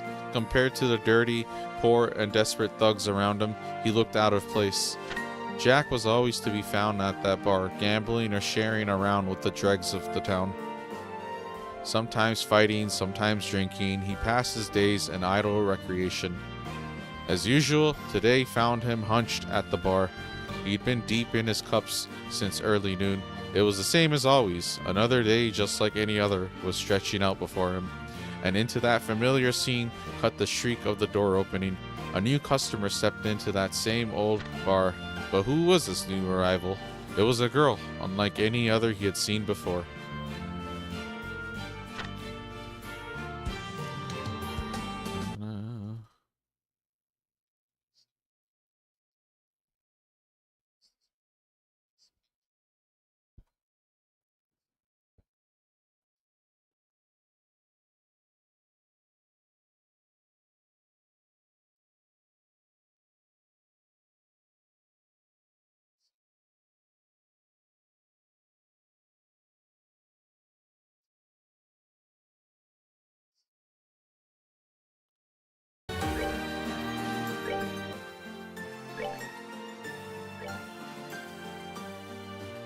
Okay, going to volume 2. Chapter 2, The Offer. The girl strode into the bar and closed the door without turning a reg. There was no hesitation in her manner. It seemed her arrival was no accident. Her face was determined, but her confident entrance couldn't erase the lingering innocence of youth there. Even the best liar wouldn't try and claim she was more than 18. Dark brown eyes and hair suggested she was Eastern, but her nose and features made it hard to be sure. The girl slowly walked forward. With each step, her cute little knees peeked out from under the trim cut of her skirt. Her outfit was a design without any sense of decoration. It seemed her taste lay more along the lines of utility than style. Maybe because of that Eastern symbol necklace on her chest, couldn't help but look. Maybe because of the Eastern symbol necklace on her chest couldn't help but look equally unremarkable. The lack of volume in that area probably had something to do with that as well. It seemed like it'd still be some time before she really bloomed. An appearance bearing the signs of East and West both, and simple, unembellished clothes, the girl might have been the spirit of the Eastern Quarter made flesh. She caught the eyes of one of the punks hanging about almost instantly. Hey, little girlie, he slurred. Wanna have some fun with me? As he spoke, he grabbed the girl's wrist with one greasy hand. It happened in an instant. Her arm flew up, dislodging the punk's grip. Now freed, her hand disappeared deep into her skirt, then slid out with a massive gleaming black iron. She pressed it to the space between his eyes. He stared at the object for a moment before collapsing to his knees in fear. It was an orbital gun, of cunning make, a high-caliber Verne Company model. If she'd shot that firearm, the punk would have lost his head instead of his bladder. It was not your average self-defense weapon. It's the latest model, she purred. Want to see what it can do? She was cool and calm. The barrel of the gun didn't waver a bit. If she fired, her aim would be perfect. Overwhelmed by the girl, gun or both. The punk couldn't move a muscle. Everyone else in the bar remained frozen as well. All eyes were on the girl. Hey, miss, hate to ask, but could you let him off with that? Maybe the speaker couldn't stand it anymore, or maybe it was disturbing his drink, but the husky, sensual voice broke through the silence. It was Jack. Still planted firmly in his chair, breath smelling of liquor, he continued, I'm sure he's very sorry, and he's learned his lesson. He shot the punk a meaningful look, as if in answer to it. The punk started nodding his head vigorously. I've come here to gamble, the girl said suddenly. She slowly lowered the gun in her left hand. Her expression remained cool and detached. Sounds good. Come on over here. Give me everything you got. Jack's words had an immediate impact, not on the girl, but on the gathered goons and hoods. They all shared a glance, each and every one of them, with the dirtiest grin you could imagine. Okay, Volume 3, Chapter 3, Challenge at High Noon. Jack and the girl moved over to a table in the back. Unlike the other pitted and sticky furniture, this table was smooth and polished to a shine, and seemed meant for gambling. Without a word, both took their seats. Jack sat against the wall, and the girl faced him straight on. The other patrons were captivated, helplessly fascinated by the match. They snuck glances at the pair, ears straining to listen in. The bar filled with fidgety silence. The girl's game of choice was poker. Jack accepted wordlessly. After a brief exchange to confirm the terms of the challenge, they settled on bets.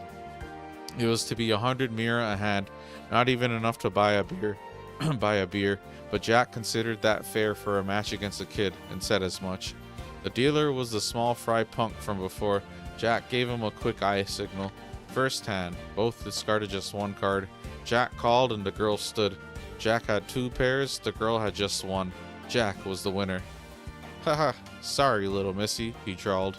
He raised his glass to her and downed the amber liquid in a single decisive gulp. Second hand. Both discarded just 1 card, perhaps trying to look confident. Jack let out a big clear sigh. The girl called Jack and Jack stood. The girl called and Jack stood. The girl had 2 pairs, Jack had the same, but the cards told the tale. The girl's hand had the high card. It was the girl's one. What? Jack exclaimed. His hand that he had been toying with the glass froze. Immediately he glanced over at the punk who was dealing. The other man avoided his gaze. Something wrong? The girl asked. Her words were even and her face betrayed nothing. No, forget it, he said. Had she swapped out some cards? The game suddenly took on a new angle. The look on Jack's face changed instantly. Lightly clearing his throat, Jack put the glass back on the table with his left hand. Then, once more, he cleared his throat. The dealer, recognizing the signal, picked up the cards again. It was their code for deal normally next round. Third hand, as expected, each discarded just 1 hand. Jack called and the girl stood. Jack's hand was a full house. Ha ha ha. How about that? He crowed. With a flourish, Jack laid his cards on the table. The bar patrons snickered into their cups. The girl set down her own cards without a word. 4 sevens. It was the girl's win. The bar once again returned to silence. She got 4 sevens. She got 4 of a kind. She got that achievement easy.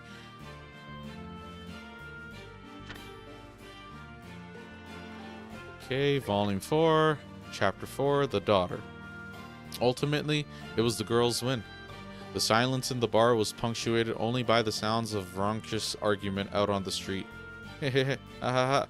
Holding back the laughter bubbling up, Jack asked the girl a question. Hey, Missy, where did you learn to be this good? The girl made no reply. Instead, she took the cards into her hands and began shuffling. They flew back and forth with exquisite grace between her long fingers. She dealt 5 to Jack, then 5 to herself. Show them, she said. Jack turned over the cards. Jack's hand was 4 jacks. The girl's hand held 4 kings. That's... Oh, out here super cheating, dog. Jack was rendered speechless when he saw the cards. Jack doesn't beat king, she said. At the word king, murmurs rippled through the bar. King. It was the hand of a legendary gambler, said to be the best in the Republic until his death. The card technique the girl had shown was one of the ones the king had been so. Jack doesn't beat King, she said. Who are you? Jack asked the girl. The girl gave him a long, cold look before speaking. You probably don't know me, but I know you very well, she said. Hello, Victory Jack. My name is Hal. I don't know. I'm the daughter of King, who you killed. You're King's daughter? Jack had never met King's daughter. Not in person, no. But nonetheless, he did have memories of her. King had been a doting father that had drilled holes in Jack's ear with endless stories about her. I see. So King's daughter has come to kill me, huh? The atmosphere in the bar was suddenly charged. Alright then, kill me. The words casually leapt from Jack's mouth. It was a line no one in the bar would have ever expected. He tapped his chest. The heart's here. Make sure you aim well. The girl, Hal, quietly drew her oral gun. Her aim, of course, was Jack's heart. Cool. Okay, Volume 5. Chapter 5, The Invitation. Hal's, I don't know how to pronounce the name. Hal's fingers sought out the trigger of her gun. There wasn't a man in this bar who could find the courage to stop her. The punks and hoods just cowered, whispered from their seats. Shut up, all ya, Jack shouted over the buzz. The chatter in the bar stilled. Grinding his back teeth, Jack looked straight into the girl's eyes. That's right, my goal is revenge, she said. But it won't mean anything like this. Hal lowered her gun. As Jack watched the barrel of the weapon slide away from his chest, confusion creased his face. Hal continued talking. Over these last 3 years, I've spent blood, sweat, and tears to learn to be as good as I am. With that, the girl threw a card into Jack's face. It was some kind of invitation. I had a stage that's better suited to settling this already. We'll finish our match there, at that place. It'll be one of the poker matches that you love so dearly. The misery and bitterness my father tasted. I'll make sure you eat your full share of that dish.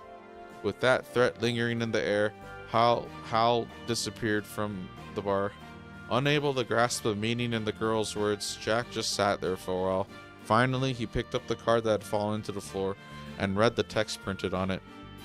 Tomorrow night at 10, come to the harbor. Harbor, huh? It can't be. A sense of foreboding ran through the back of Jack's mind. As he was about to crush the card in his hand, a small signature on the back caught his eye. Enrique. Penmanship was familiar. It was also the name of a man Jack knew. Oh man. Jack's sense of foreboding would prove right.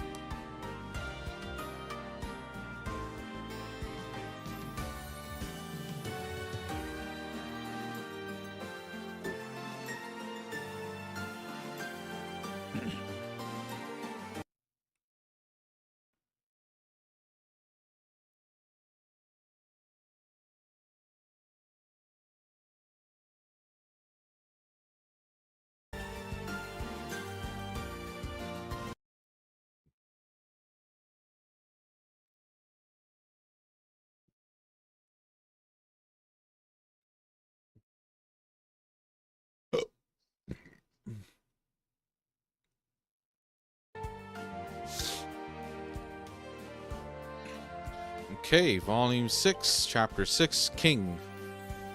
On the night after the day Hal visited, Jack headed to the harbor as the card instructed. In a rare show of sobriety, he hadn't had a drop of booze. He realized at some point that he was being followed. On top of that, he knew it'd be someone acting on behalf of that man, Enrique. Don't worry, he yelled as he stopped and turned. I ain't gonna run or hide from this. No one answered. Tch, what a boring fella. Turning back around, Jack continued on. That night was a dark one. No moonlight or stars pierced the cloud-shrouded sky. Jack only had the road lamps to go by as he walked alone through the empty streets. The grand match between him and King. As he walked, memories of it flooded back. His legendary skills had earned him a nickname to match, King. He had been Jack's teacher and his greatest rival. 7 years ago, Jack and King had played the game of their lives. It was Jack who'd found himself the winner. Their game was used by the privileged in the underworld of the Republic to decide the outcome of a struggle for power. King, forced to take the responsibility for losing, was killed. Though indirect, it could not be denied that Jack's win had been King's ultimate loss. Around an hour after leaving the bar, he reached the harbor. The smell of refuse and brine wafted in on a warm breeze. An enormous boat was floating on the dark night sea just ahead, waves lapping quietly at its sides. Its hull was painted a solid black, making it almost impossible to see. It was the boat Jack and King had been on 7 years before. As Jack approached the gangway, he was met by a small silhouette from the shadows. Hal, Hale, Hallie, Halle Berry, Hale, Hall. "Welcome, Victory Jack," she said. "I really didn't think you would come all the way out here on your own 2 feet. I have to admit, you've got courage." Normally Jack might have had a joke or a comeback, but tonight alone he was a different man. Glancing at Hal, he boarded the ship without a word. The light from the portal shone blue, glinting off his eyes as he passed. The sound of the steam whistle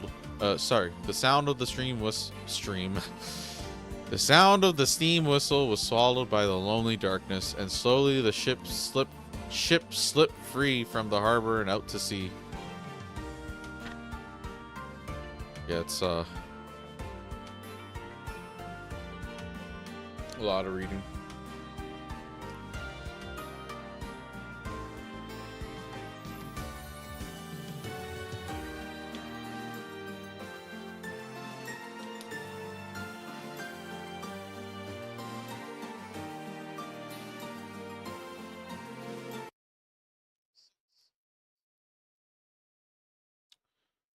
Oh.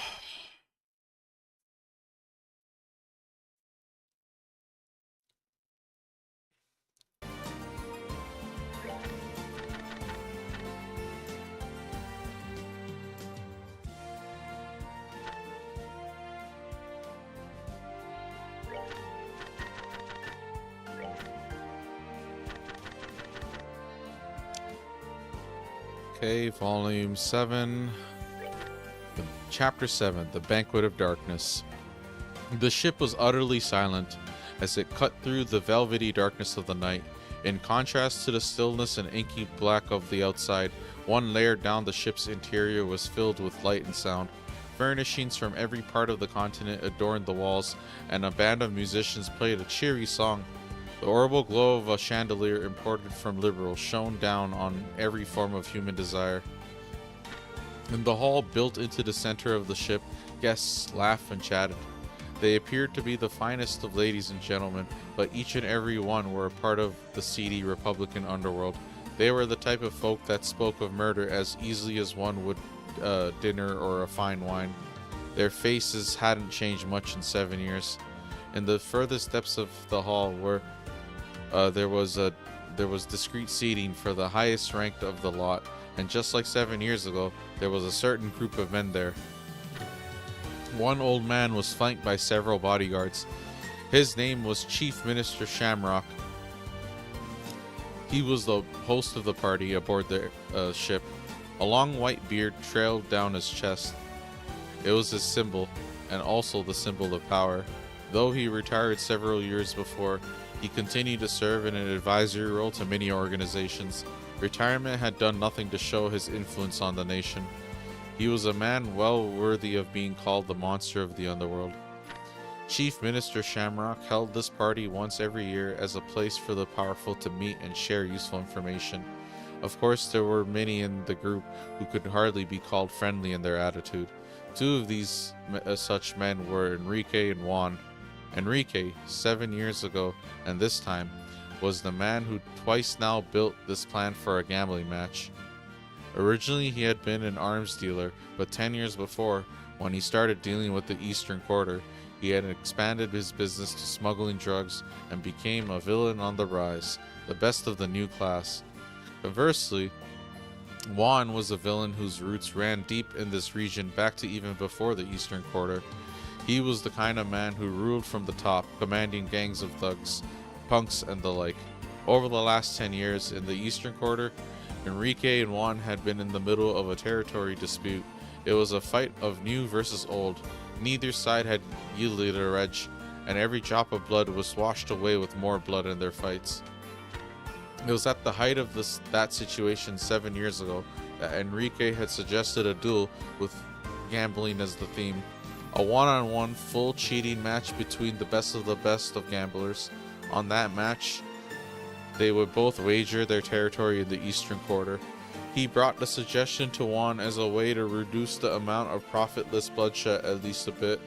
At first, Juan had been against it, but the endless fighting was taking a toll on his own organization. Even so, Juan was an old-fashioned man, and not the type to easily jump to new ideas. Enrique next brought the idea to Chief Minister Shamrock, and the advisor to the underworld permitted the match. As the Chief Minister Shamrock was also advisor to Juan's group, with him having granted permission, Juan could hardly refuse the match.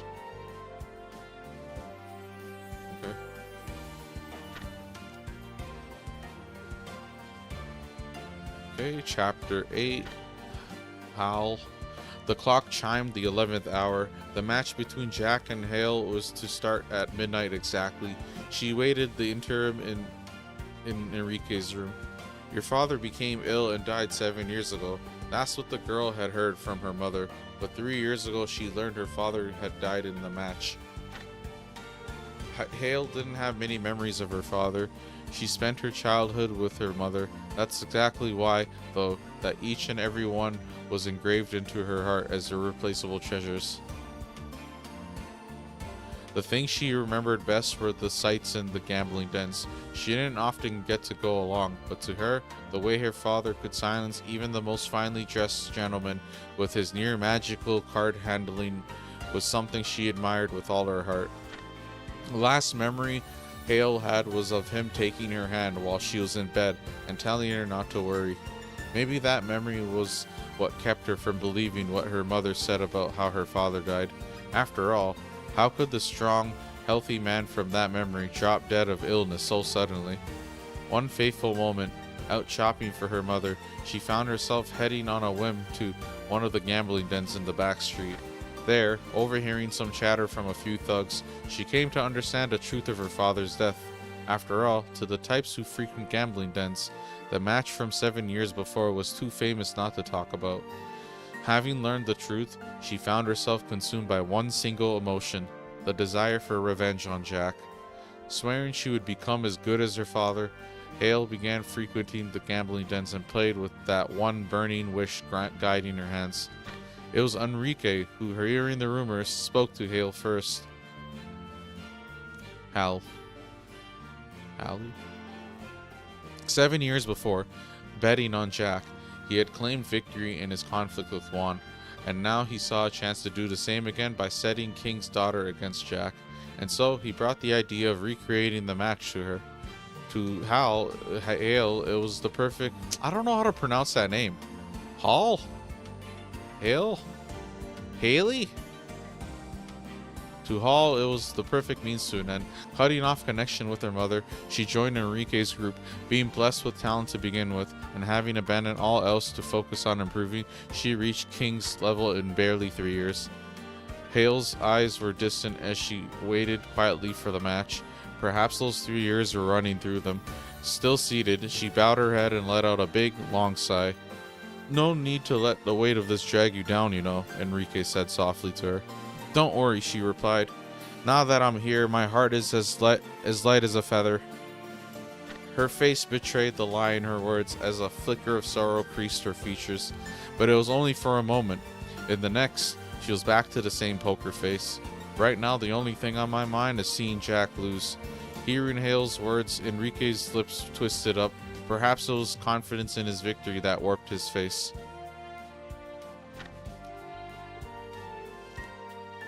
Okay, Volume 9, Chapter 9, Nostalgia. While Hale sat and contemplated her past, Jack was hunched at the bar counter in the main hall. It was a spot with a full view of the setting for the match to come. He stared at the stage, never once even touching the drink he'd ordered. The same streets, the same colors. The more he looked at it, the more it felt as if the events of 7 years ago had happened only yesterday. A voice started Jack from his reverie. "How about a drink on me, then?" Without turning, he wordlessly shook his head. Jack didn't need to look through 7-year-old memories to know that voice all too well. It was Juan. 7 years ago, Juan had bet on King's victory and lost. The one who had punished Kings with death was, without a doubt, this man. "Jack, your skills took down even King. I'm looking forward to seeing them again." And with that, Juan disappeared. Jack taking down King, huh? Jack's lips twisted into a bitter smile. The clock ticked steadily away. It was 11:50. The match would begin in 10 minutes. The guests had begun to gather in the hall. Every one of them seemed to have been waiting eagerly for this night. Many had money riding on the outcome. Compared to Enrique or Juan's contest, though, they barely had anything to lose. Hale followed Enrique out into the hall. Hale. Taking her seat immediately, she sat quietly, eyes straight ahead. As if she was bothered by the crowd or the enormity of the event, she gave no sign. After watching Hale take her place, Jack slowly rose from his spot at the bar. Unlike Hale, Jack had a bit of a name, and as he stepped forward, the crowd called out. It brought back more memories of himself from 7 years ago, excited by the crowd and elated by the game. Jack and Hale were both seated now. The card table in the center of the hall lay between them. The two faced each other, and yet their gazes never met even once. In total silence, time passed. Shortly after the two took their seats, a black guard man sat in a chair across from them both. Just like 7 years ago, he was the dealer provided by Chief Minister Shamrock. The dealer pressed a switch below the card table. Slowly, the table area sank into the floor, allowing the guests in the hall a bird's eye view of the whole duel. From behind their respective back players, Juan's group and Enrique's group cast intense gazes at the gamblers' hands. Further back, behind it all and watching over everything, was Chief Minister Shamrock. "Now then, ladies and gentlemen, tonight we have a revenge match," Enrique yelled, unable to contain his excitement. It had been 7 years since they had had such a high-stakes game. The crowd answered Enrique's introduction with a roar of approval.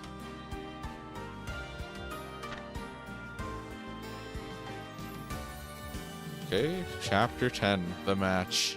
Separated by the small card table, the two faced off. Each player had a mountain of chips to wager. Once someone's pile was reduced to nothing, the match would be over. The clock struck midnight. In the silence following the chime, the grand match between Jack and Hale began. At first, the match was totally even.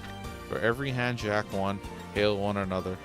Whenever Hale won a hand, Jack had the next. Neither gave a reg. The ones most surprised by this close contest were Juan and his crew. Everyone who had bet on Jack started to jeer and hoot. During the match, time and again, Hale spoke to Jack. Using conversation to distract your opponent was all a part of the game, but Hale's persistence went beyond just tactics. However, Jack never said a single word back to her. 30 minutes passed. Breaking the silence, Jack suddenly spoke. "Once upon a time, there was a man." In a voice so soft the crowd could barely hear, he continued, "This man had something he admired." Wait, what? This man had something he admired. He wanted to become the thing he admired, and he wanted to win against the object of his admiration. And through it all, he was drawn closer to that which he admired. Both laid down their hands. Jack had one pair, Hale had two. Chips moved from Jack's mountain to Hale's. "Heh, what is it, Jack? This all part of your plan?" Hale would occasionally add a sarcastic remark, but Jack just kept on telling the story. The man stole some tricks from that which he admired, and practiced his own skills as best he could. In the end, his efforts eventually made him strong enough that people called him Victory. At some point, there was someone who took notice of that reputation. He thought, why not pit the best against each other? There's no show that could be better. Enrique's ears twitched. Something in what Jack was saying bothered him. The man gladly accepted the offer for the show.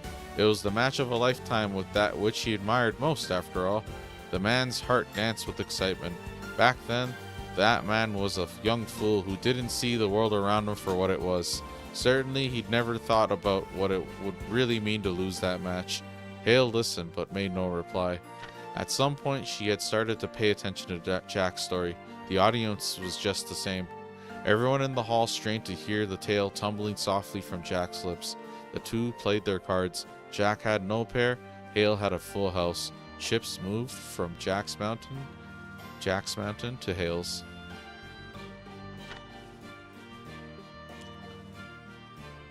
Chapter 11, The Decisive Moment. Jack, Hale chided. You're so busy talking, you're forgetting to play the game. Enough. I'll settle things here now. Hale's words reignited the crowd. The silent hall burst into excited chatter as she pushed forward every last chip in her pile. Perhaps she was just that confident, but Hale already had a significant lead on Jack. He couldn't possibly accept the bet. Could he? To match my bet, since you seem a little short, how about you wager your life? Hale reached under the table and unholstered her orbital gun. She set it and a bullet on the table by her chips. If I win, say goodbye to life here and now. Jack leaned back in his chair and whistled. Now how can I accept such a stupid bet? But Jack's words betrayed the expectations of the audience. Expectations he didn't mean to follow. Alright, that bet, I'll call it. One way or another, when I lose, I'm dead. Again, the audience exploded in excitement. Enrique looked overjoyed. Juan sat quietly without comment. Neither side changed out a single card. Both hid their cards. So, what happened to the man? Hale asked, seemingly smug with victory, or possibly she was just asking to hear Jack's final words. The man never won against the one he admired. Silence followed in the wake of his words. In that moment, Hale's unfailing mask shattered to pieces. Her true expression, shown at last, was full of a rage that even Enrique had never seen. What are you saying? You won, didn't you? Here, in this very hall. Tears flooded Hale's eyes. And in doing so, you made a fool of my papa. Jack leaned forward. His eyes locked on hers. No, your father never lost. Not to me. He never felt even a second of misery or frustration. Your father, King, to protect what mattered to him, he chose to lose the match himself. King's pride has never been touched. Enrique panicked when he heard this. He sent his thugs forward to silence Jack, but with a snap of his fingers, Juan sent his own men to stop Enrique from interfering and asked Jack to explain his words. The crowd was in an uproar. At a sign from Chief Minister Shamrock, the dealer flipped both players' cards. Jack had 4 kings, Hale 4 jacks. Oh, they reversed. It was a total upset victory for Jack. The crowd's calls died down until silence was once again absolute in the hall. See? Jack muttered. Jack can't beat King. Oh, cool. Yeah.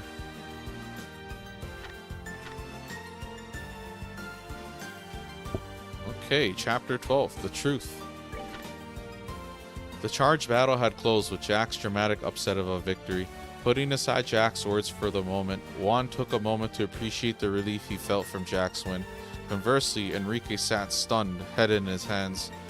Hale stared blankly at the cards. Her eyes were wide, disbelieving. No way. How did you... 4 kings? That should be my hand. Hearing this, Enrique began to object violently. Jack had cheated, he insisted. The match was a wash. No. That Jack had lost for breaking the rules. It's so weird when they do stuff like this, because it's like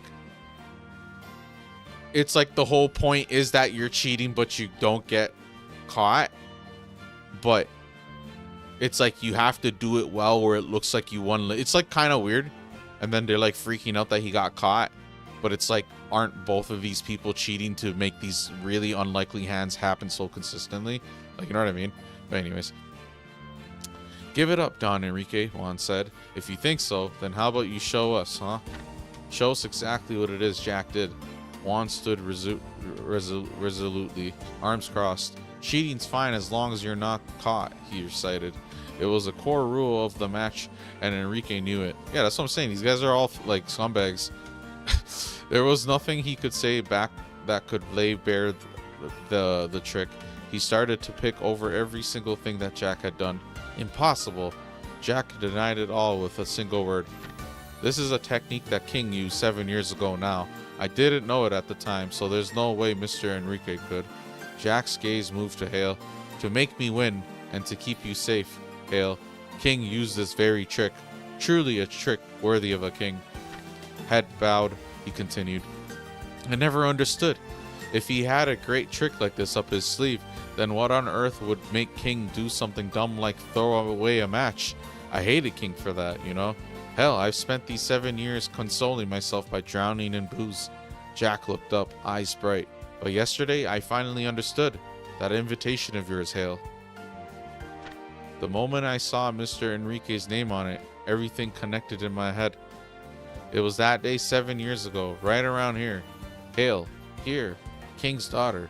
She was in bed, struck with an unknown disease. Jack's words had Hale like a fish on a hook. So what if I was? That isn't any kind of answer at all. Jack continued on, ignoring her. And around 7 years ago, around then I'd heard a certain rumor about Mr. Enrique. Word was, he'd gotten his hands on some kind of special poison. It was something like that anyway.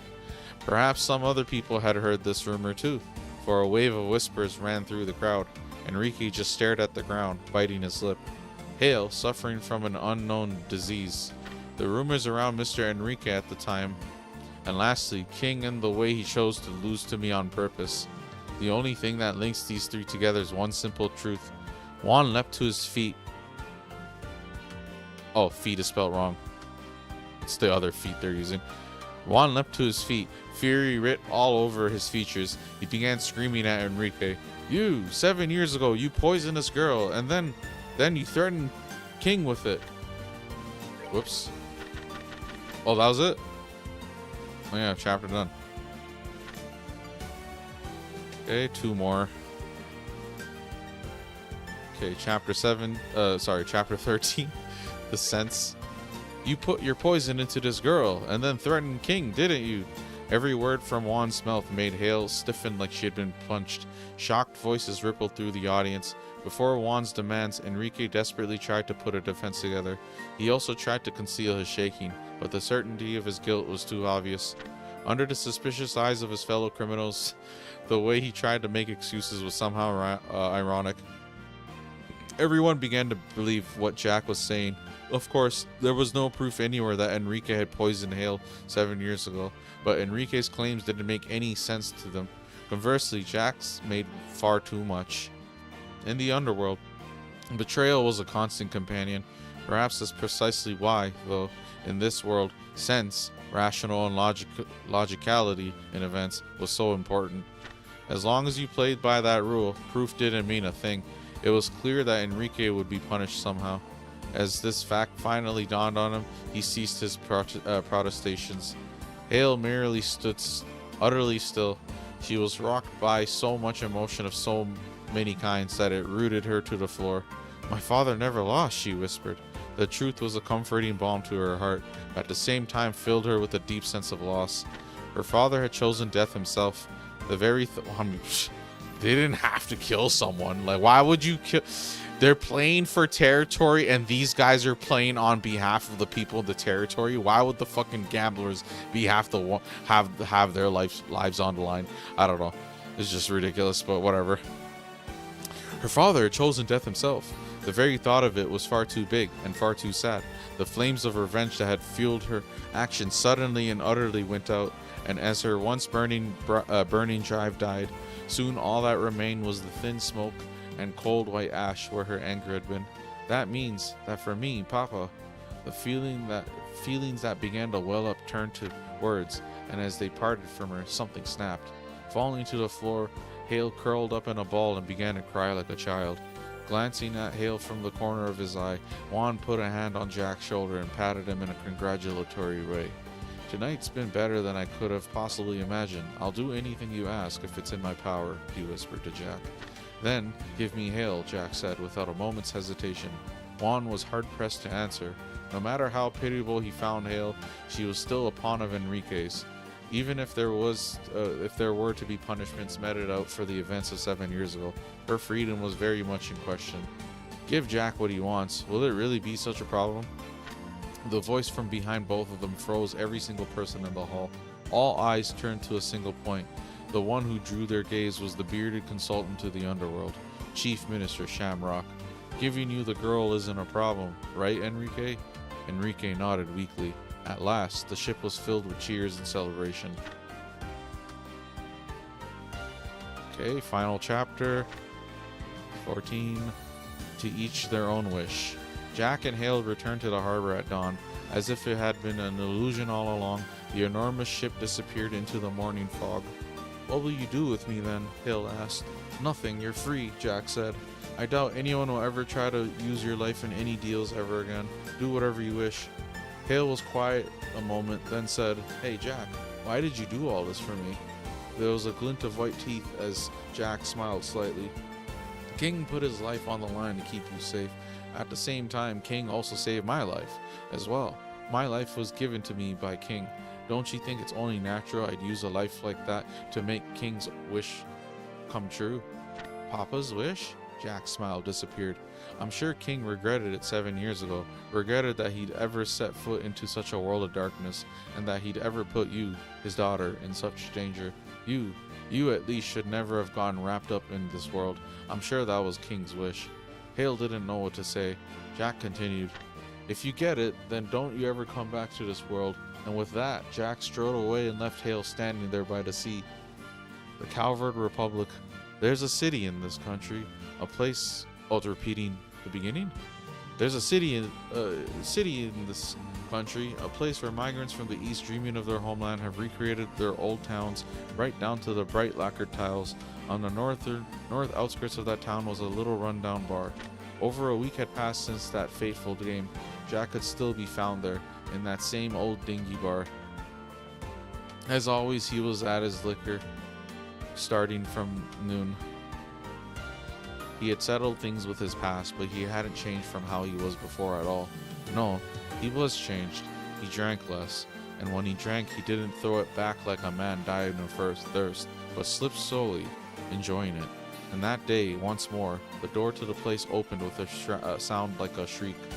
A new customer stepped into that same old bar, and that new customer was Hale. Jack choked on his whiskey. Hale, what are you doing in here? This ain't the kind of place you should be in. Ignoring his sputtering, she pulled up a stool and smiled brilliantly at him. Hey Jack, she said, let's play a game. A real shocker of a match. But this time, all bets are off. The end. And that was Gambler Jack. Okay, cool. We're gonna move on to the Dull Knight. That wasn't bad.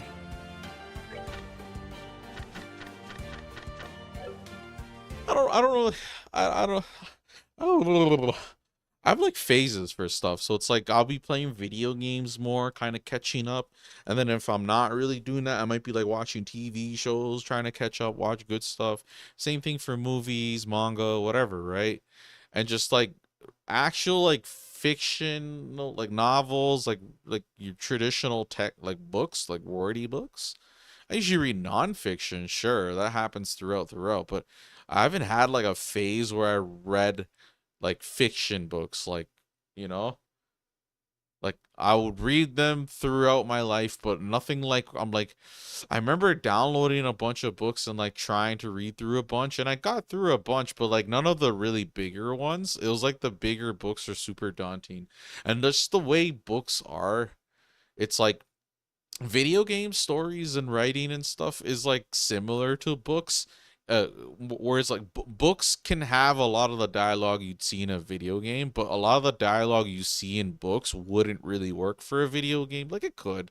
I've read visual novels and stuff, and it can kind of be presented in that kind of way. Like maybe you can have a narrator read out the dialogue and it's like, oh, she said, and then she voices the character, and then the narrator continues, and then it's like all that like descriptive stuff, like, oh, he brushed the sweat off his brow, like stuff like that. It's like something I feel like Legend of Heroes is doing both in one game. The books are like actual traditional books, and then like the actual cutscene dialogue and stuff is like something like more of a middle ground. But the way they do it is it's nice. They're really demonstrating, their capabilities, I guess you would say, where it's like, hey, we can write things like this and we can do these sorts of writings too. I don't think most people would want to read those books, and they're not really like you know what I mean? It's a book in a game, and like the insights you might get for those books, like, so Gambler Jack is like this character, Gambler Jack. There's this other character, and then like we're Calvard Republic is one of the regions in this game. It was one of the countries, and like we've been hearing about Erebonia and Calvert and Crossbell here. Not really Crossbell, really. I think more so Erebonia we're hearing, since we're bordered with them, like to the north. There's like that thing happening story wise and stuff.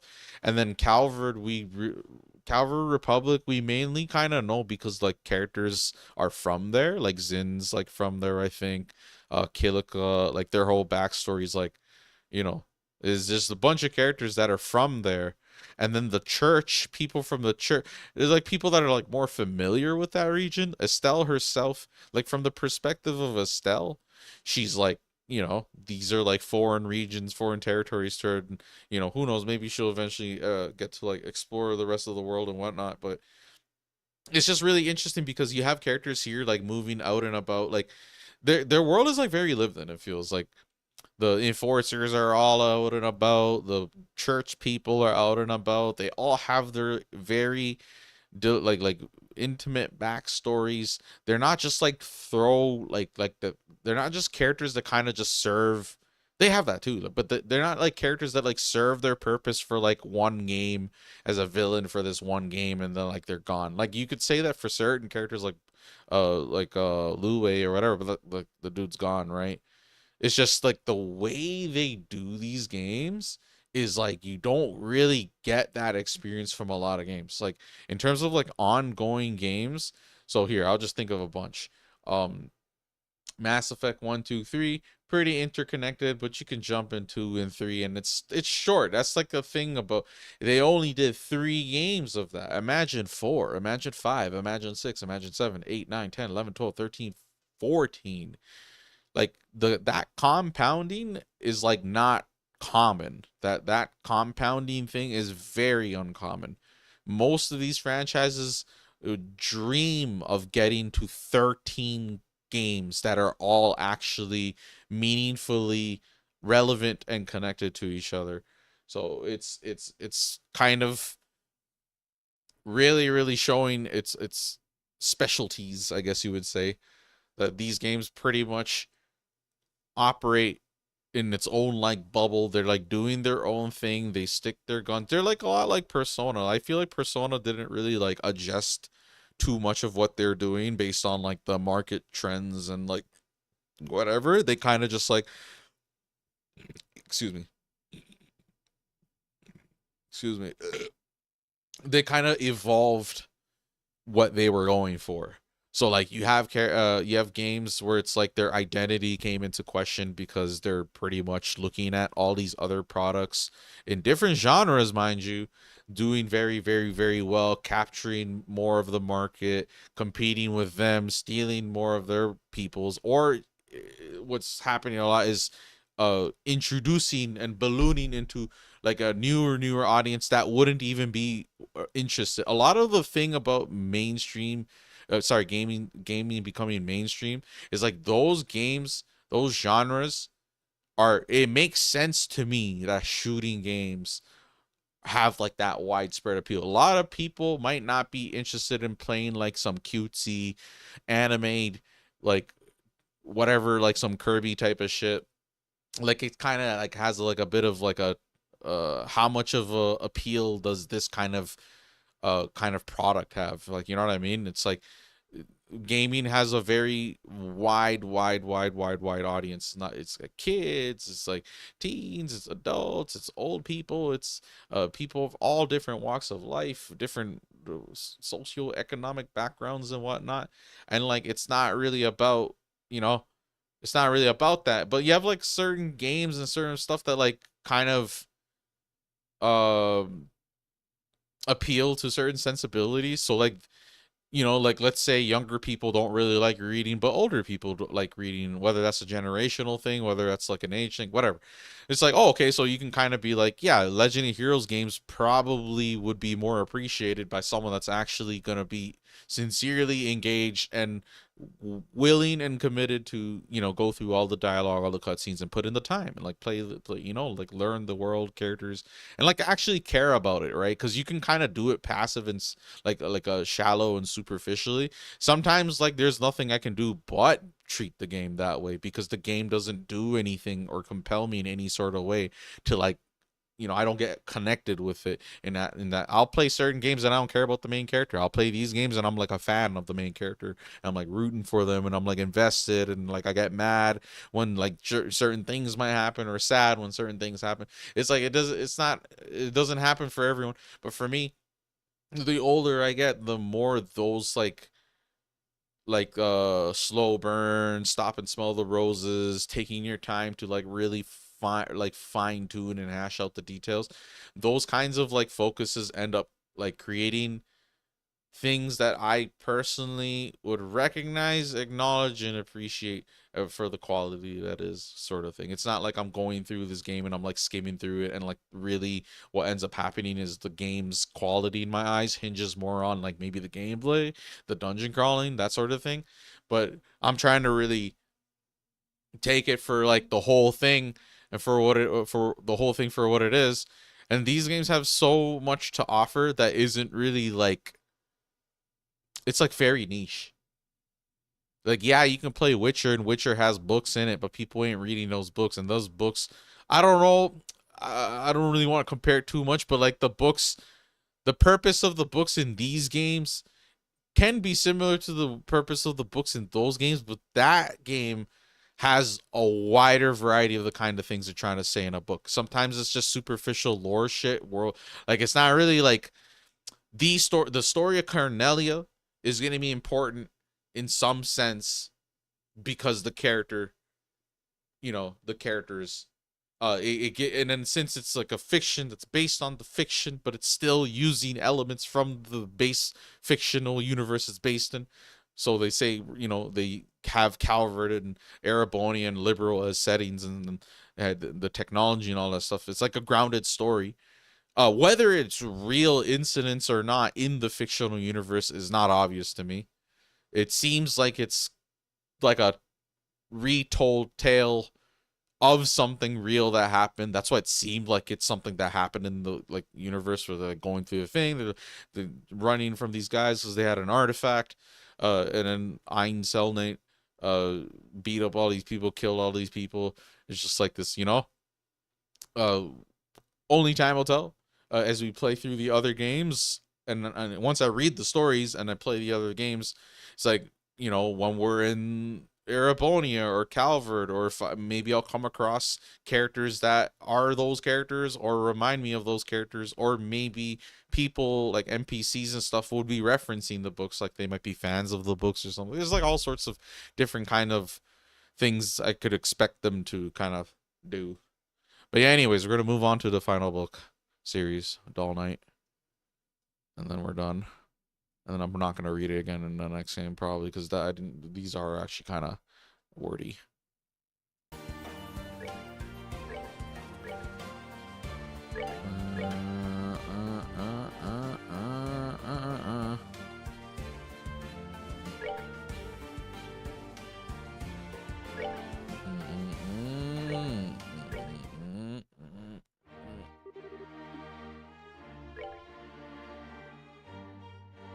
Okay, hold on. BRB.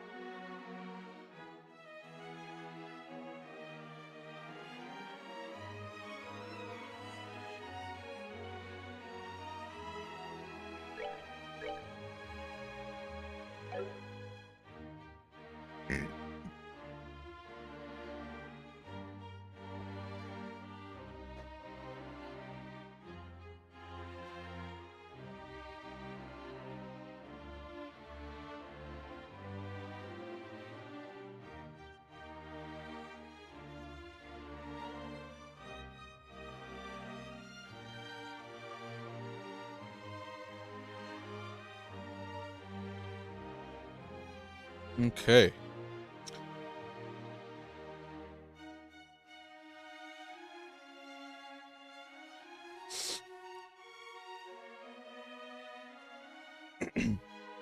Okay. Okay, now it's time to do Doll Night. This one's the longest one, it seems, but it's hoping it doesn't take too long. Chapter 1. The Puppeteer's Apprentice. Long, long ago, in a certain little village, there lived a young boy.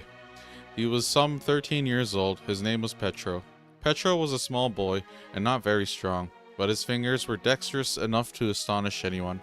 When he moved his whittling knife, wooden blocks would turn into birds and wonderful creatures as if by magic. The boy spent his days with these crafts as his life. One day, strange travelers came by the village. An old man with sharp eyes and a large man in a black garb casually strolled into the general store, whereupon their eyes were drawn to a wooden bird so cunningly carved that one could almost hear its wings beat the air. It was Pedro's latest creation. After inquiring with the owner of the general store, the old man and his escort came upon the little house where Pedro lived, and the first words they had for him were, "Prepare your things, we're leaving for the city." Pedro's eyes widened in shock at the order. "What is this?" he cried. "Who are you people, any?" His eyes fell on the large man in black. Pedro's words caught in his throat. The old man chuckled. "So you did notice. I thought you would." From the old man's fingers stretched transparent threads. He gestured, and the black-garbed man bowed gracefully. The immense man was a clockwork puppet. "He is the Black Priest," the old man said. "My finest work." His wrinkled face creased further as he smiled slyly. He was the famous master Capri Oratoria, a puppeteer known throughout Welt Luna. Oratoria fixed Pedro with a beady eye. "You could craft something even greater than this. Doesn't the mere thought excite you?" No more words are needed. Tossing his carving knife into a sack, Pedro fixed his cap on his head and greeted his new master by saying farewell to his old home.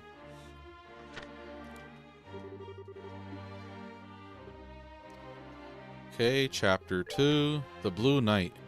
The years passed swiftly for Pedro at Oratoria's workshop on the outskirts of the capital. Under the tutelage of puppeteer Capri, he learned the techniques to build clockwork puppets and the skills to make them dance and perform. After 3 years of training, he completed his own masterpiece, a doll of noble bearing dressed in armor with a gleaming blue helm. If Capri's masterwork, the Black Priest, was a martial arts type focused on maneuverability, then Pedro's blue puppet was a well-balanced swordsman. It counterattacks as it turned aside. The Black Priest's punches and kicks were the very image of a graceful knight. "What will you call it?" Capri asked. Pedro had no answer. He had been so focused in its creation that he hadn't actually thought of one. Ultimately, it would come to be called the Blue Knight before he could name it. It was some time after Pedro constructed the Blue Knight that the king who ruled from the city would pass on from their world. The king had long been ill, so there was little shock, and the mourning period passed smoothly. And so, in accordance with the law, the king's only daughter, Princess Tia, would ascend to the throne as queen.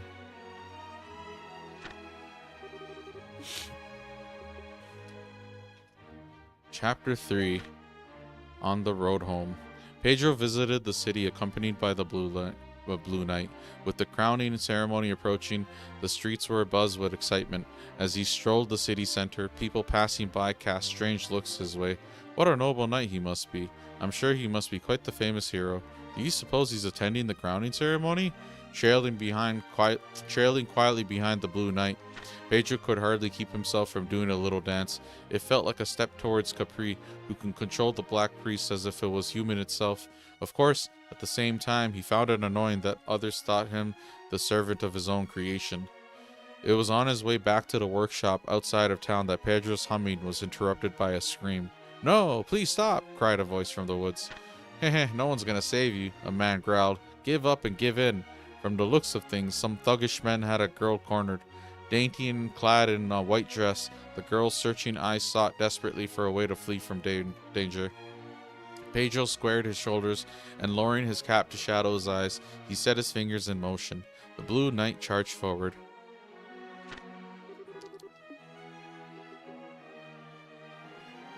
Okay, Chapter 4, A Righteous Display. Upon seeing the Blue Knight appear like a shadow from the heart of the forest, the men harassing the girl could only gape in amazement. "Leave the girl, and leave this place," the Blue Knight declared from the depths of its helmet. This was the ventriloquism that the old master had drilled into his head as a secret of puppeteering. Who the hell are you? Get out of here before you get hurt. Fools." With a jab from its clockwork fist, the Blue Knight knocked back the man holding the woman and pivoted swiftly to kick both men away. "Are you hurt, young lady?" "No, I am well." "Good. 'Twould be best if you stood back." At last, the Blue Knight drew its sword. Swathed in black, a third man who seemed like the leader approached. Not bad for a wanderer. Pedro eyed the new arrival. The black-garbed man's stance suggested he knew something of proper swordsmanship. "Enough playing, though. Hand over the girl and I'll see you rewarded. To ignore one's duties is to be without courage. I fear I cannot do that," said the Blue Knight. "Well, then, die!" screamed the black-garbed man and attacked.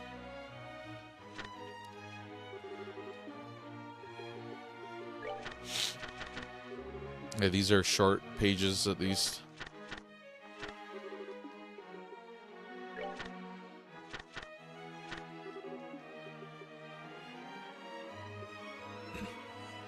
Okay, Chapter 5. The girl with the sky blue eyes. The man in black attacked. From the upper right, he feinted as if to strike the shoulder, but twisted his wrist and changed to a slash across the body. Pedro, having read the feint, pulled at his strings. The Blue Knight stepped back a half step, dodging the horizontal slash, then smacked the outstretched blade, knocking it from his foe's hands. "Impossible!" The black-garbed man rubbed his numb hand and paled as the Blue Knight shifted slightly. As if it was a sign, the thugs turned and scattered like baby spiders. The girl gave a sigh of relief and curtsied. "Thank you very much." She was still a bit shaky, but her manner was that of a noble woman. "It is the duty of every knight to protect. Pay it no mind." "Ah, are you from foreign lands, perhaps?" Suddenly, Pedro was struck with a moment of whimsy. "I am the Turi Knight Pedro. The boy there is my servant," he made the puppet reply. "Huh?" The girl finally seemed to notice him. She faced him with an expression of bewilderment. However, Pedro was no less surprised. Indeed, his shock was many, many times greater than hers. Cool, turquoise blue eyes, that familiar, achingly lovely form. It was the same girl he had seen at ceremonies and from the balcony of the palace. "Your Highness?" he blurted. The girl wrapped in pure white was the very girl who had just lost her father and was to be crowned in the capital. It was Princess Tia.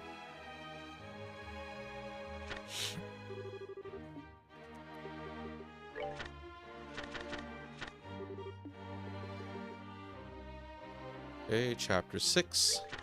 The Melancholy of the Princess. "Would you be willing to guard me for these 2 weeks until the crowning ceremony?" In the royal throne room, Princess Tia asked this question with a serious expression. Of course, she asked it not of Pedro, but of the Blue Knight. "Have you not a royal guard? Surely you would be far better off with them as your protectors." Unable to say that the Blue Knight was a puppet, Pedro followed as far as the throne room. He shivered, sensing even more trouble about to come. "The royal guard that protected the capital are. They obey the words of my uncle, Duke Gaston. Even before, they abandoned me and fled," Princess Tia said softly. Duke Gaston was a man surrounded by bad rumors. It was an open secret that he took advantage of the previous king's illness to line his own purse. The man in black you confronted, Sir Pedro, I am sure that was my uncle's second in command. All of it was planned. Princess Tia's sky blue eyes clouded. At this point, the kindly Pedro could hardly refuse the role of escort. Understood. I shall accept your request, he had the Blue Knight reply. Princess Tia's smile was like the sun breaking through the clouds. Thank you, Sir Knight. Thank you so very much. She turned towards Pedro as well. And you too, good servant. May I ask for your name? Pedro hid his eyes once more in the shadow of his cap. I'm no one worthy of naming myself.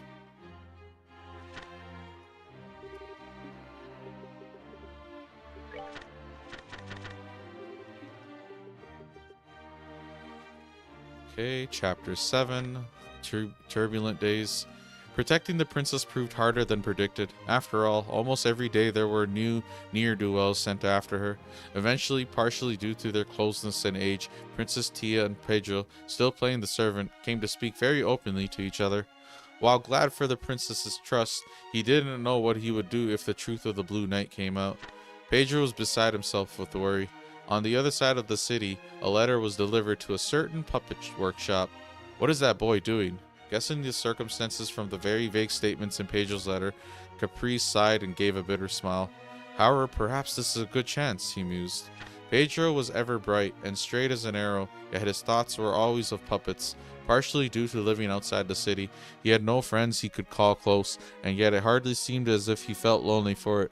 While the role of escort to the princess was perhaps behind his station, if it proved a chance to awaken more human feelings in his apprentice, Capri can only wish him the best with a parent's heart.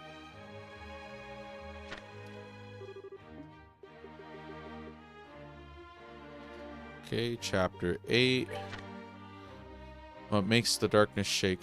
That girl has the devil's own luck. In a dim room lit by flickering candle flames, Duke Gaston cursed hatefully. He felt not a moment of sympathy or care for his niece. At this rate, she shall see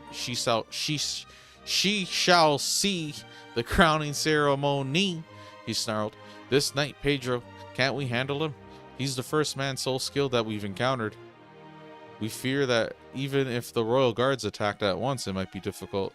Recalling the shame of having his sword knocked from his hands, Duke Gaston's second in command bit his lip. Still, we have nothing to fear, he said. While a bit of an odd character, we have hired a skilled assassin to handle this, my lord. Odd? What sort of person is he? Ahaha, did you call? The flames danced bewitchingly, then went out as one, as if something tremendously heavy had collapsed down onto it. The carpeted floor shook with a thud. Who is it? Duke Gaston took a step back. The shadow illuminated by the moon was tremendous and inhuman. My lord, fear not, this is our assassin, Harlequin. He will remove all that is in your way with his puppet. The assassin sketched a mocking bow. What is this guy, like an Ouroboros and Forza or something? Ha ha, I do love hunting. I don't take jobs unless the prey is lively. A sickening laugh shook the darkness, bringing a nasty smile to the Duke's face as well. Worry not, I am sure your hunt will be most enjoyable. And so did the night bathed in red by a crimson mood fade to dawn, melting like ice.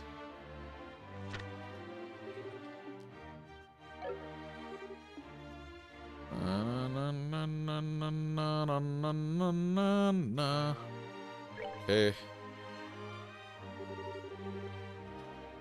moving on to the second shelf, Chapter 9. Afternoon in the Lesser Palace. Afternoon in the palace began with a tea party in the gardens. The princess, as always, filled 3 cups with black tea from the pot. Please, enjoy your tea. My thanks, the Blue Knight intoned. Thank you very much, Pedro said. Pedro moved the Blue Knight with his left hand as he sipped the tea made by the princess. It was the happiest moment in their otherwise busy days. Good servant, you really seem to enjoy your tea. It makes it very worth the effort for the one who made it. Haha, you're too kind. Smiling bitterly, Pedro pulled his strings. The Blue Knight, in one go, emptied the tea in the cup into the leather sack in his neck. He's like faking it. At this, Princess Tia could only sigh. Whereas Sir Pedro here seems to hardly find it delicious at all. It makes it difficult to be motivated. Pardon me, I fear I am an impolite man. In his heart, Pedro felt a nervous edge, but the Blue Knight answered with an ever-calm face. There have been countless moments where it seemed as if everything would be revealed, but Princess Tia showed no signs of doubting the truth of the Blue Knight. The princess smiled faintly, but her expression quickly turned somber. I suppose it doesn't matter. These fun afternoons will end tomorrow. After the crowning ceremony the following day, you shall both leave the city after all. Okay. Okay, chapter 10. A faint plan. At the princess's lonely words, Pedro's heart beat fast as a drum. I fear I am a man on the path of the warrior, so my apologies, the Blue Knight said. No, I should apologize. I shall hardly make much of a queen like this. The princess shook herself and smiled brightly. Forgetting to control the puppet, Pedro ducked his head to hide the longing on his face. He would have loved to stay as her guard. Though she might have been of noble birth, Princess Tia was a lonely girl who had lost her father. However, she had been speaking not of the servant like Pedro, but of the Blue Knight. To the princess, Pedro was simply part of the package. This guy's like third wheeling himself. Thinking that he made his chest hurt somehow. It was a pain such as he'd never felt when he was handling his puppets. Ultimately, Pedro had chosen, even if it meant saddening the princess, to flee from this unbearable pain in his chest. Ah, would you like a second cup? As if to clear the very heavy atmosphere, the princess offered the pot with a smile. Ooh, that does sound good. Mind giving me a cup? With an unnerving laugh, a shadow leapt in. Ah, what? A sudden gust tore through the garden, sending the tea set flying off the table. Crimson wings beat in the air as an immense puppet in the form of a devil fell to the earth. Sorry for interrupting your lovely tea party, tittered a voice. Would you mind playing with me for a bit? On the devil's left arm was a human figure. It was the masked puppeteer, Harlequin. I'll make sure it's plenty of fun, he giggled. Okay. Okay, chapter 11. The Devil's Attack. Lady Tia, stand back! Pedro, shielding the princess behind him, sent the Blue Knight forward towards the Crimson Devil's right arm. It was a blind spot for the masked puppeteer. With a rapid turn, the knight let loose a heavy strike. The tip of the sword was swallowed up in the base of the creature's wing. The demon's right arm flashed up. Blade and claw scraped, sending sparks into the air. Losing its balance, the Blue Knight took an unsteady step back.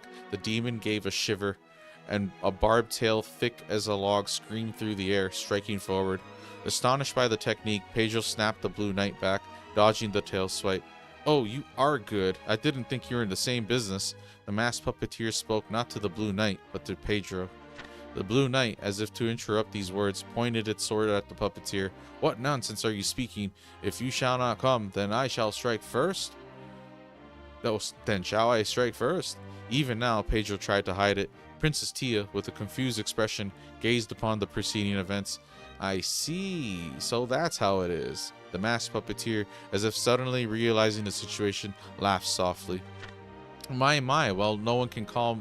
Well, let no one call me rude. If you'd rather not share, I'll stay quiet, but you know. The puppeteer's voice dipped low and was tinged with a roiling darkness. If you don't even have that much guts, then even think you can win against my calamity is naive. Okay.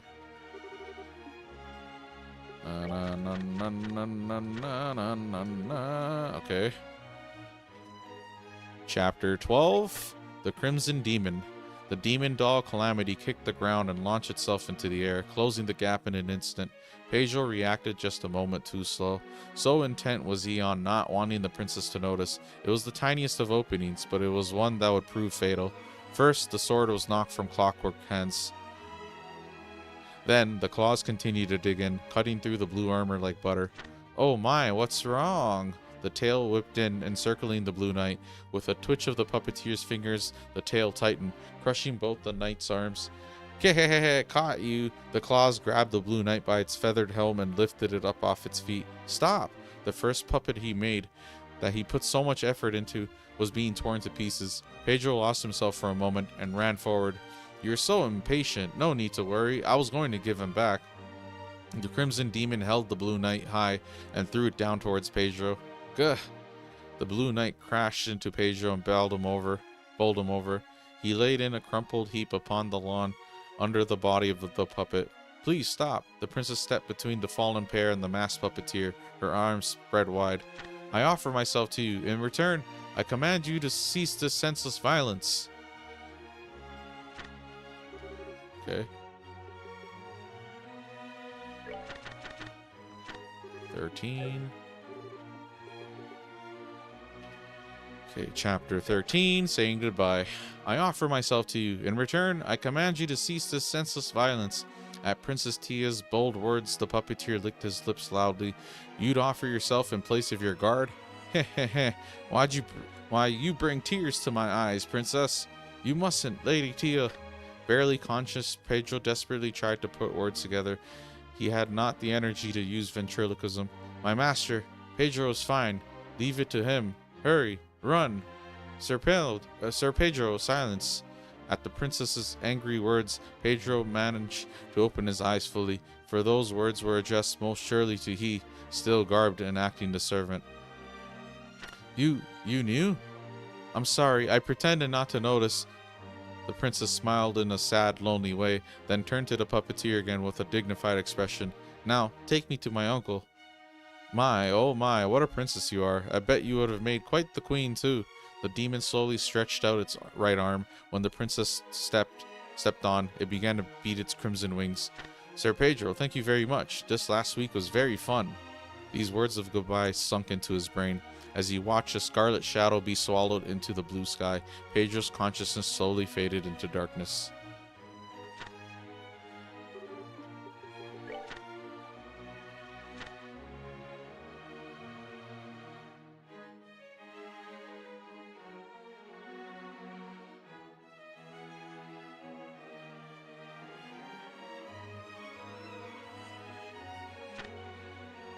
Cool.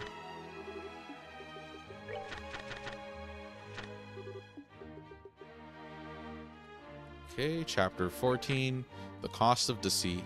The next morning, when Pedro opened his eyes, he found himself in his room at the doll workshop. Safe on his familiar, firm bed, he felt a rush of relief. It had all been a dream. Capri called out from the workshop. Oh, how are you feeling? Pedro craned his neck. On the workbench in the back, he glimpsed disassembled blue parts spread out across the wood.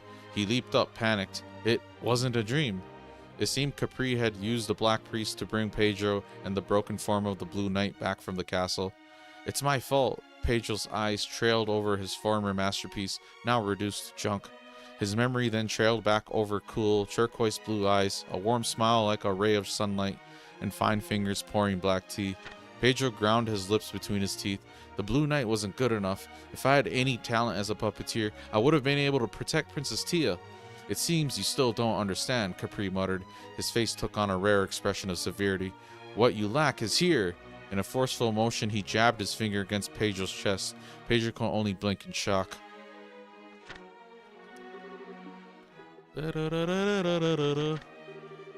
Whoops.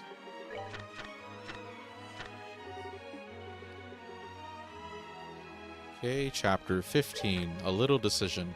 Her Highness knew the truth of the Blue Knight, and yet she chose to pretend not to. Do you really not understand why?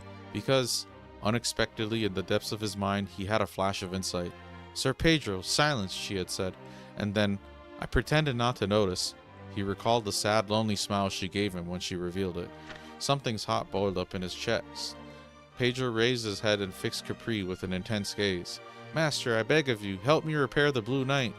The old man studied his face. The masked puppeteer you fought is a man feared like a demon in our trade.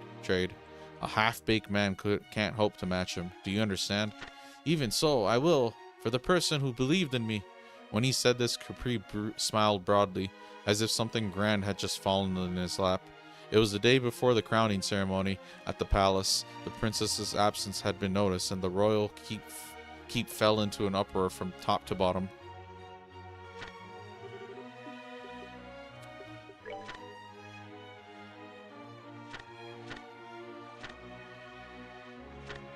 Oh, that was the...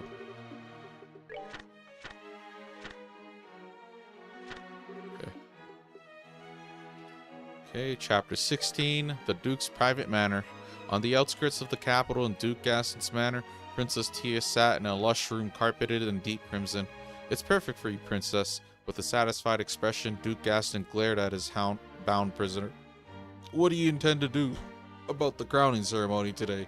Princess Tia asked in a quiet voice. The Duke shrunk a bit under her icy gaze. "I didn't even know it was a girl. I'm afraid you'll be absent, and so the throne and staff will be offered to me, the second in line. Do you believe the people will accept you?" To change the subject, "Tia, I have found someone willing to accept you as a bride."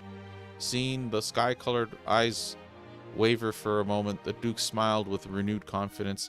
"He is the second imperial son, and quite the connection."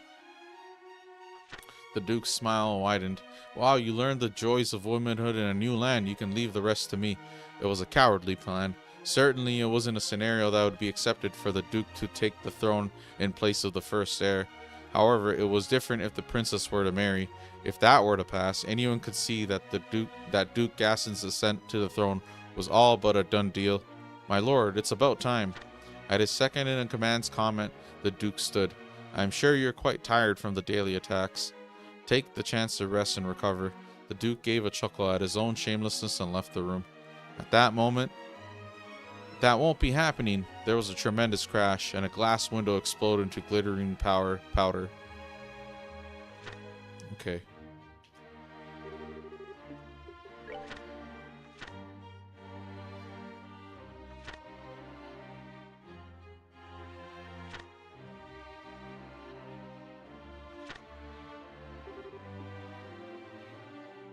Okay, home stretch, chapter 17.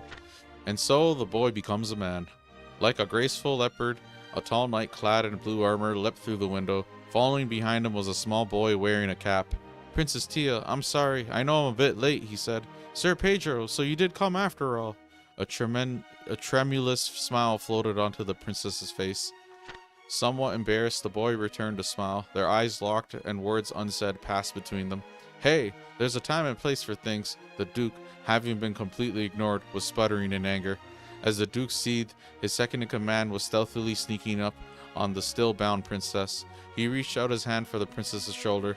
The Blue Knight leapt forward like a bolt from a crossbow. Blah! The pitiable second-in-command, having taken a direct punch from the Blue Knight, collapsed against the wall, unconscious. That's a bit much." Duke Gaston, now white as a sheet, fled the room in a stumbling lurch. "Princess Tia, let us hurry. Your crowning ceremony begins soon," Pedro said. "Yes." Escaping the manse, the two were pursued by the Duke and his guard. However, as if to obstruct their path, a scarlet shadow fell down, shaking the ground. "Sorry, but I'm gonna have to get in your way. I'm afraid thoroughness is the #1 part of being a puppeteer, after all." He. The way he spoke made it hard to believe it was just a job. It was the masked puppeteer, Harlequin, and the Crimson Demon Doll, Calamity. Like, are we gonna meet these people? They sound like villains. Okay, chapter 18. The duel between red and blue. White blade met deadly claw. Blue and red twisted about in blinding fashion. The cover to the fight had been cleaved off. "Oh, you're moving better," Harlequin exclaimed. Surprisingly, the Blue Knight's movements were just a little bit faster than that of the Crimson Devil puppet, Calamity. "I broke it all to pieces too, but to fix it back up in just one day, looks like the old man found himself a good apprentice. You know my master?" Harlequin twirled his fingers and Calamity fluttered its wings and slowly lifted into the sky. "We have a bit of history, yes," he giggled. "But forget about that. What'll you do about this?" As he howled these words, the red puppet swooped down. Pedro pulled his strings back and the Blue Knight narrowly avoided the grasping claws. "Or this!" Smooth as a flowing water, Calamity sent out its log-like tail to swipe at the knight. Pedro's threads flowed down and to the right.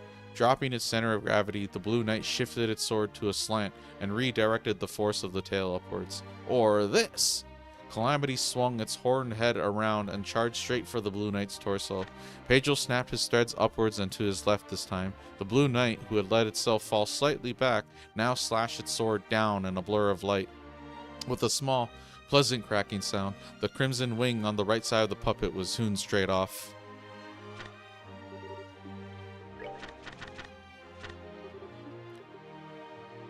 Okay, chapter 19, Red Hot Roar. Slightly panicked, the masked puppeteer wrenched back on the strings and put space between himself and the Blue Knight. "Hey, how about we call it a draw here?" Knowing it was hopeless, Pedro still offered. As he expected, a happy voice called back, Now don't make bad jokes like that. It's been too long since I've had this much fun, after all. Seemingly drunk on warped joy, Harlequin twisted his hands about in a complex motion. It looked almost as if he were drawing magic circles in the air. I didn't think I'd end up using this, he giggled.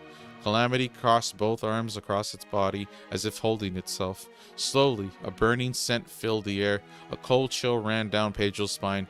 He set to moving the Blue Knight, but realized the princess was behind it. You can regret it in your next life, Harlequin screamed. The Crimson Demon took an imposing stance. Its massive jaw creaked.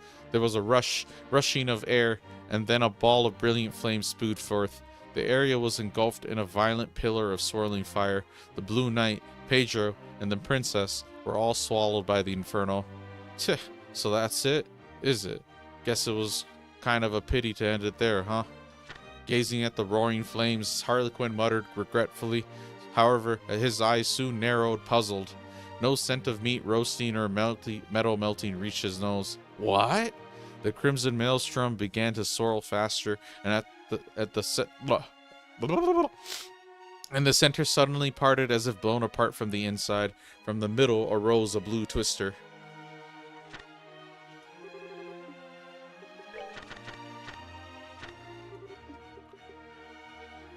Okay, chapter 20. The whereabouts of the deathmatch. From within the flame, the Blue Knight arose. Across his shoulders, Pedro and Princess Tia could be seen clinging, hale and hearty. What had blown away the raging flames was its tremendous two-handed sword. Spinning the enormous blade like a whirlwind, a butterfly made of flame danced above the Blue Knight's head. It was a fantastical scene. You think that'll work? Harlequin begins gesturing again. It seemed he intended to launch another fireball. I won't let you, Pedro cried. Splitting through the walls of flames, the Blue Knight forced its way forward. In the next moment, Calamity's horned head was cleaved perfectly in two. Ha! Absolutely wonderful. The fireball, moments from release, puffed up within the crimson puppet and caused a small explosion. Flung by the shockwave, the Blue Knight was tossed into the air. Pedro braced both legs and managed to catch it. Sir Pedro, are you all right? I'm fine, yeah, but I don't think there's any saving him. Though Harlequin may have been a foe, his was still a life that had been taken. Pedro felt the guilt of such a deed strike him. Princess Tia, seeing Pedro so troubled, enveloped him in her arms. Oh, that guy ain't showing up in any of these games then. I'd appreciate it if you wouldn't kill me off so easily, said a whispering voice from inside the pillar of flames. The voice seemed somehow satisfied. I applaud your efforts, young man. I'll back down nicely this time. Oh, never mind. Looking forward to when we meet again. Aha. The ground shook and a red and black shadow launched skyward and disappeared from sight. Pedro and the princess looked at one another and burst into relief laughter. Okay, cool. Okay, chapter 21. The Dollmaster's Purpose. The boy, the girl, and one puppet left for the capital on light feet while the masked puppeteer fled into the deep forest riding his scorched creation. Stopping suddenly, the masked puppeteer spoke to the shadows in the trees. You're there, aren't you, old man? Noticed me, did you? Pedro's master, Capri, stepped out from the cover of the trees. As always, the black priest was with him, but it was a curious sight, for the puppet had no arms. As I thought, you fixed the blue puppet's arms with parts from the black priest. No wonder it moved so well. Well, the gap between you and Pedro is a bit too much, after all. I took it upon myself to give him a helping hand.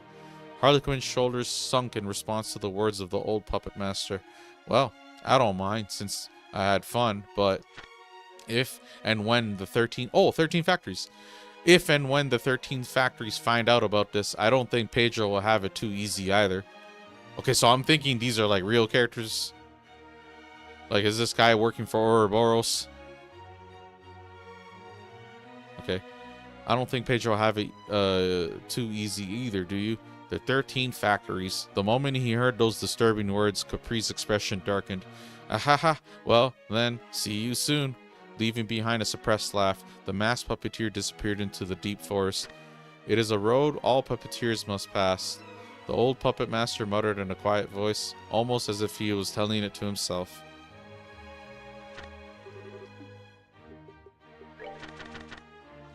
Okay. Okay, Doll Night finale.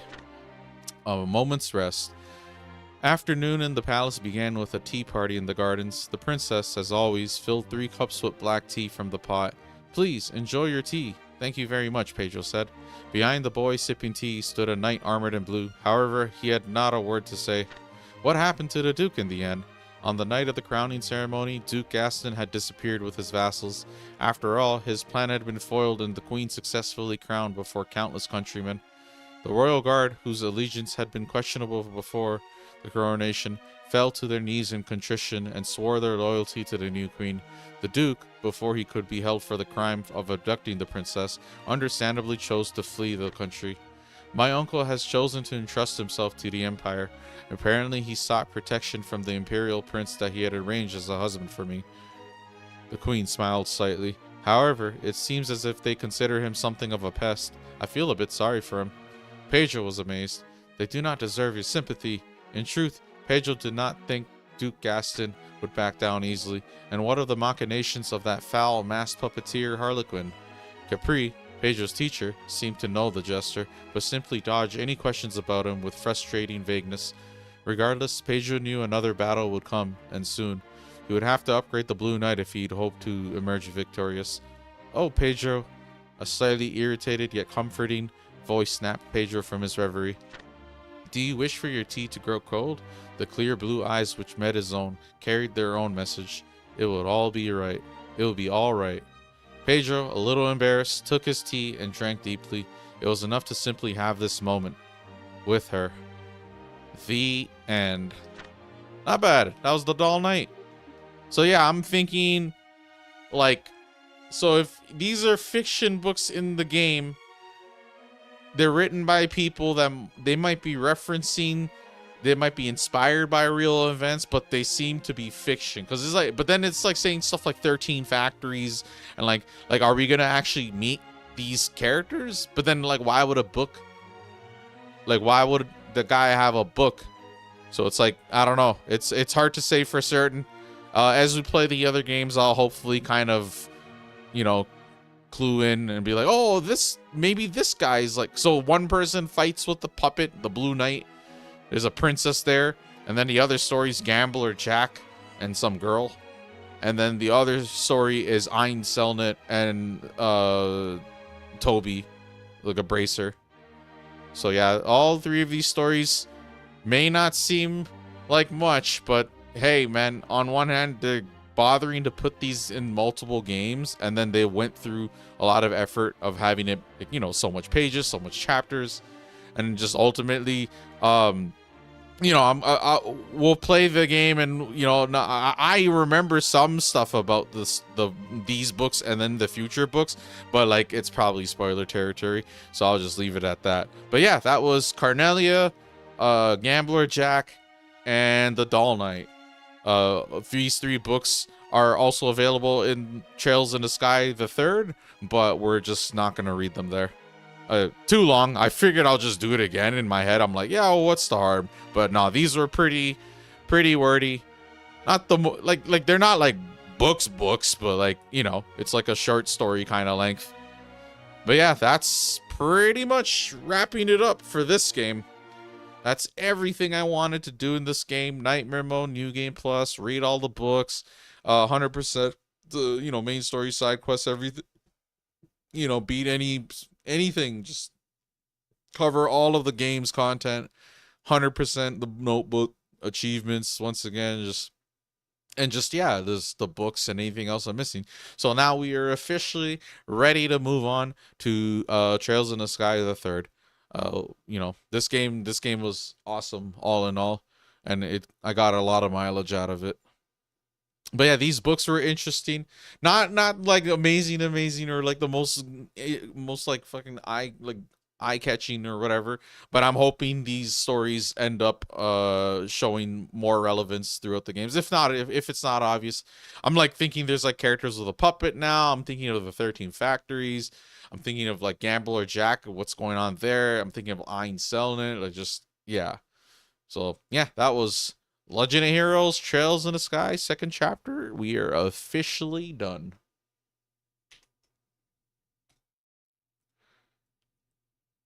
We'll move all this to the folder. And yeah, I don't know, geez, 323 recording files. So yeah, like just little by little, just adding more and more games, playing more and more games. These things take time, man. Playing them is one thing, but also like recording, organizing, like getting the videos, making the videos. That's like a bulk of the work too, right? Um, Eventually, I'll kind of get in a groove, and I'll like do everything way faster and more optimized. So like I'm kind of curious how how much faster I can do stuff and expedite stuff down the line. I've been like pretty much learning tricks for like the video software, like things that made it like there's certain things I learned how to do where it's like, oh, you can create optimized media. So it's like the whole purpose is going through the timeline, and if you have like certain files, it like scrubs through the timeline and slows and buffers and freezes. It like takes combing through a 4-hour video take even longer, right? It could be fucking 8 hours, double the time. And that basically is the reason why those longer videos I'm trying to make weren't really happening, is because that's like not it's too annoying, unfeasible, whatever. But once I figured out like the little thing, I was like, wait, I could make videos like that are 24 hours long if I really wanted to. And it won't like, and I'm thinking maybe down the line I might end up doing, because like Legend of Heroes, I'm doing them like very thorough, and the cutscenes themselves already probably surpass 10 hours. Like if I literally cut out everything and just had cutscenes of them talking, it probably is still over 10 hours. It wouldn't surprise me at least.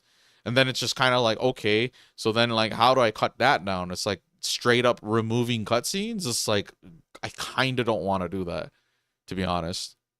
I want something where if you watch it, if you're willing to watch it beginning to end, you pretty much seen all the pivotal cutscenes and all the important stuff. Literally everything else is basically like dead air, like low quality content. Like I'm like making my own judgments, for what I think would, but I'm also like trying to be thorough about it too. I'm not like giving you guys like a very half-assed experience, but then I'm also not giving you this overly full-fledged, full, overly brim filled to the brim type of experience. I'm trying to like really get to the point, and then basically it's like you watch the video and it's like, yeah, you'll see all the interesting story cutscenes, all the gameplay, the flow, going through the dungeons, and then like I cut out like maybe random battles and stuff to like stuff that's like watching one random battle versus random battle two, three, four, five, six, like those can look so similar.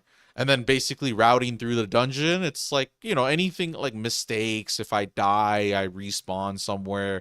Like I'm thinking of like other games too, but like any sort of thing. It's like basically I could just like, what's just edit it out, like just not even include that in the editing.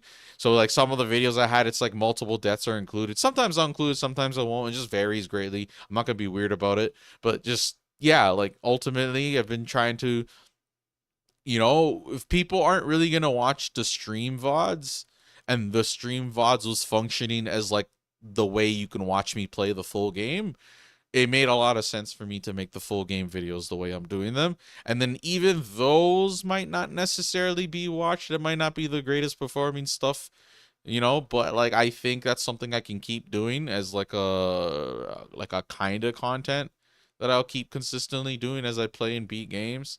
And just I honestly think that because it's a video and stuff and it's like lingering and on YouTube, that could potentially build views and blow up eventually. I don't know.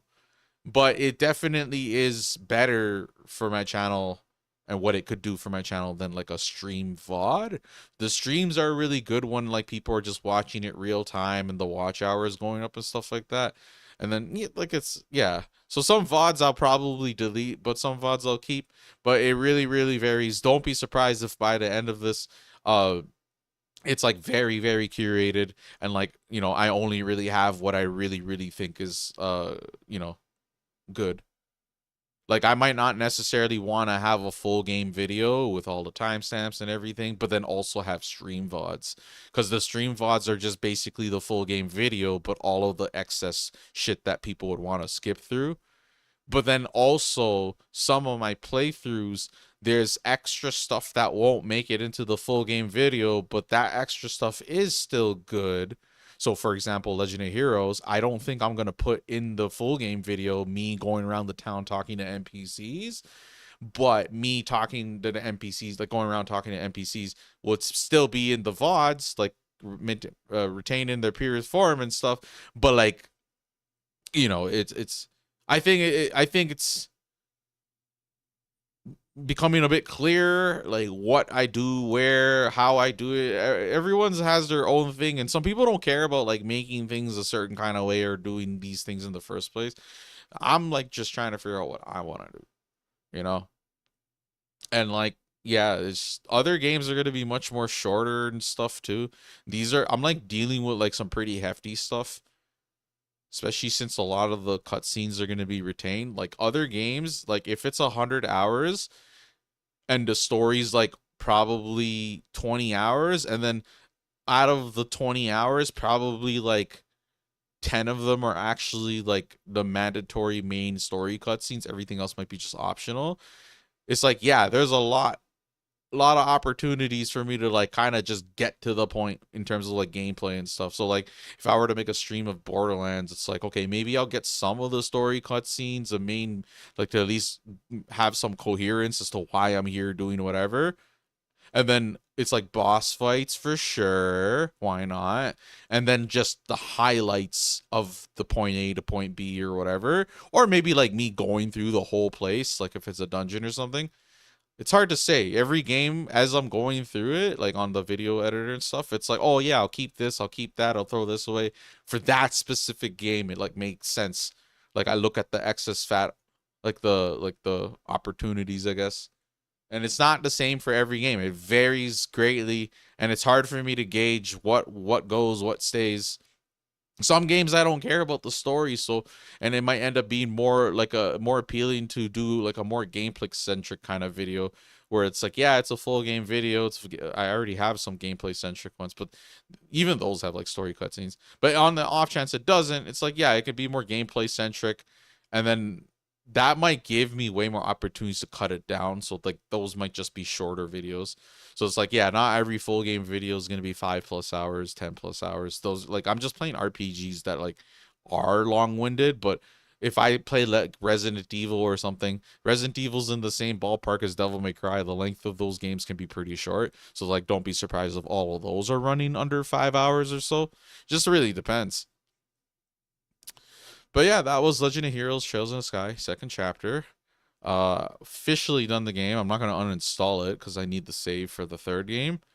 And I don't know if I'm gonna start the game third Trails in the Sky the third right away. I feel like Trails in the Sky first chapter and second chapter kind of need to follow each other pretty closely because they're like basically a duology. But you're gonna find out the why Trails in the Sky the third is not like, like it's not a part of it like some trilogy that like it's because the story wraps up in second chapter, and this is just after that. It's just another like side story kind of thing, like think of it like an epilogue. Very important still, I think, is some of the stuff introduced here. It's not nothing, and it's definitely not a good entry point either. Like no one should ever like play Trails in the Sky third as their first game. If you do, you do.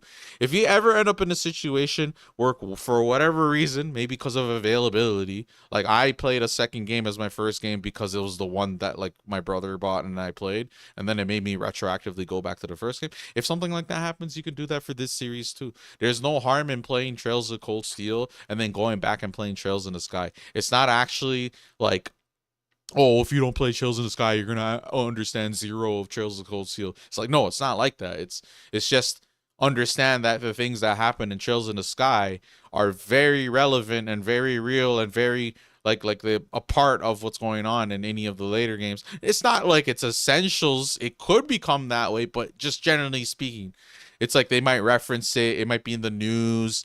If it's like further back in the past, they might reference it still like that, but still, it's not nothing.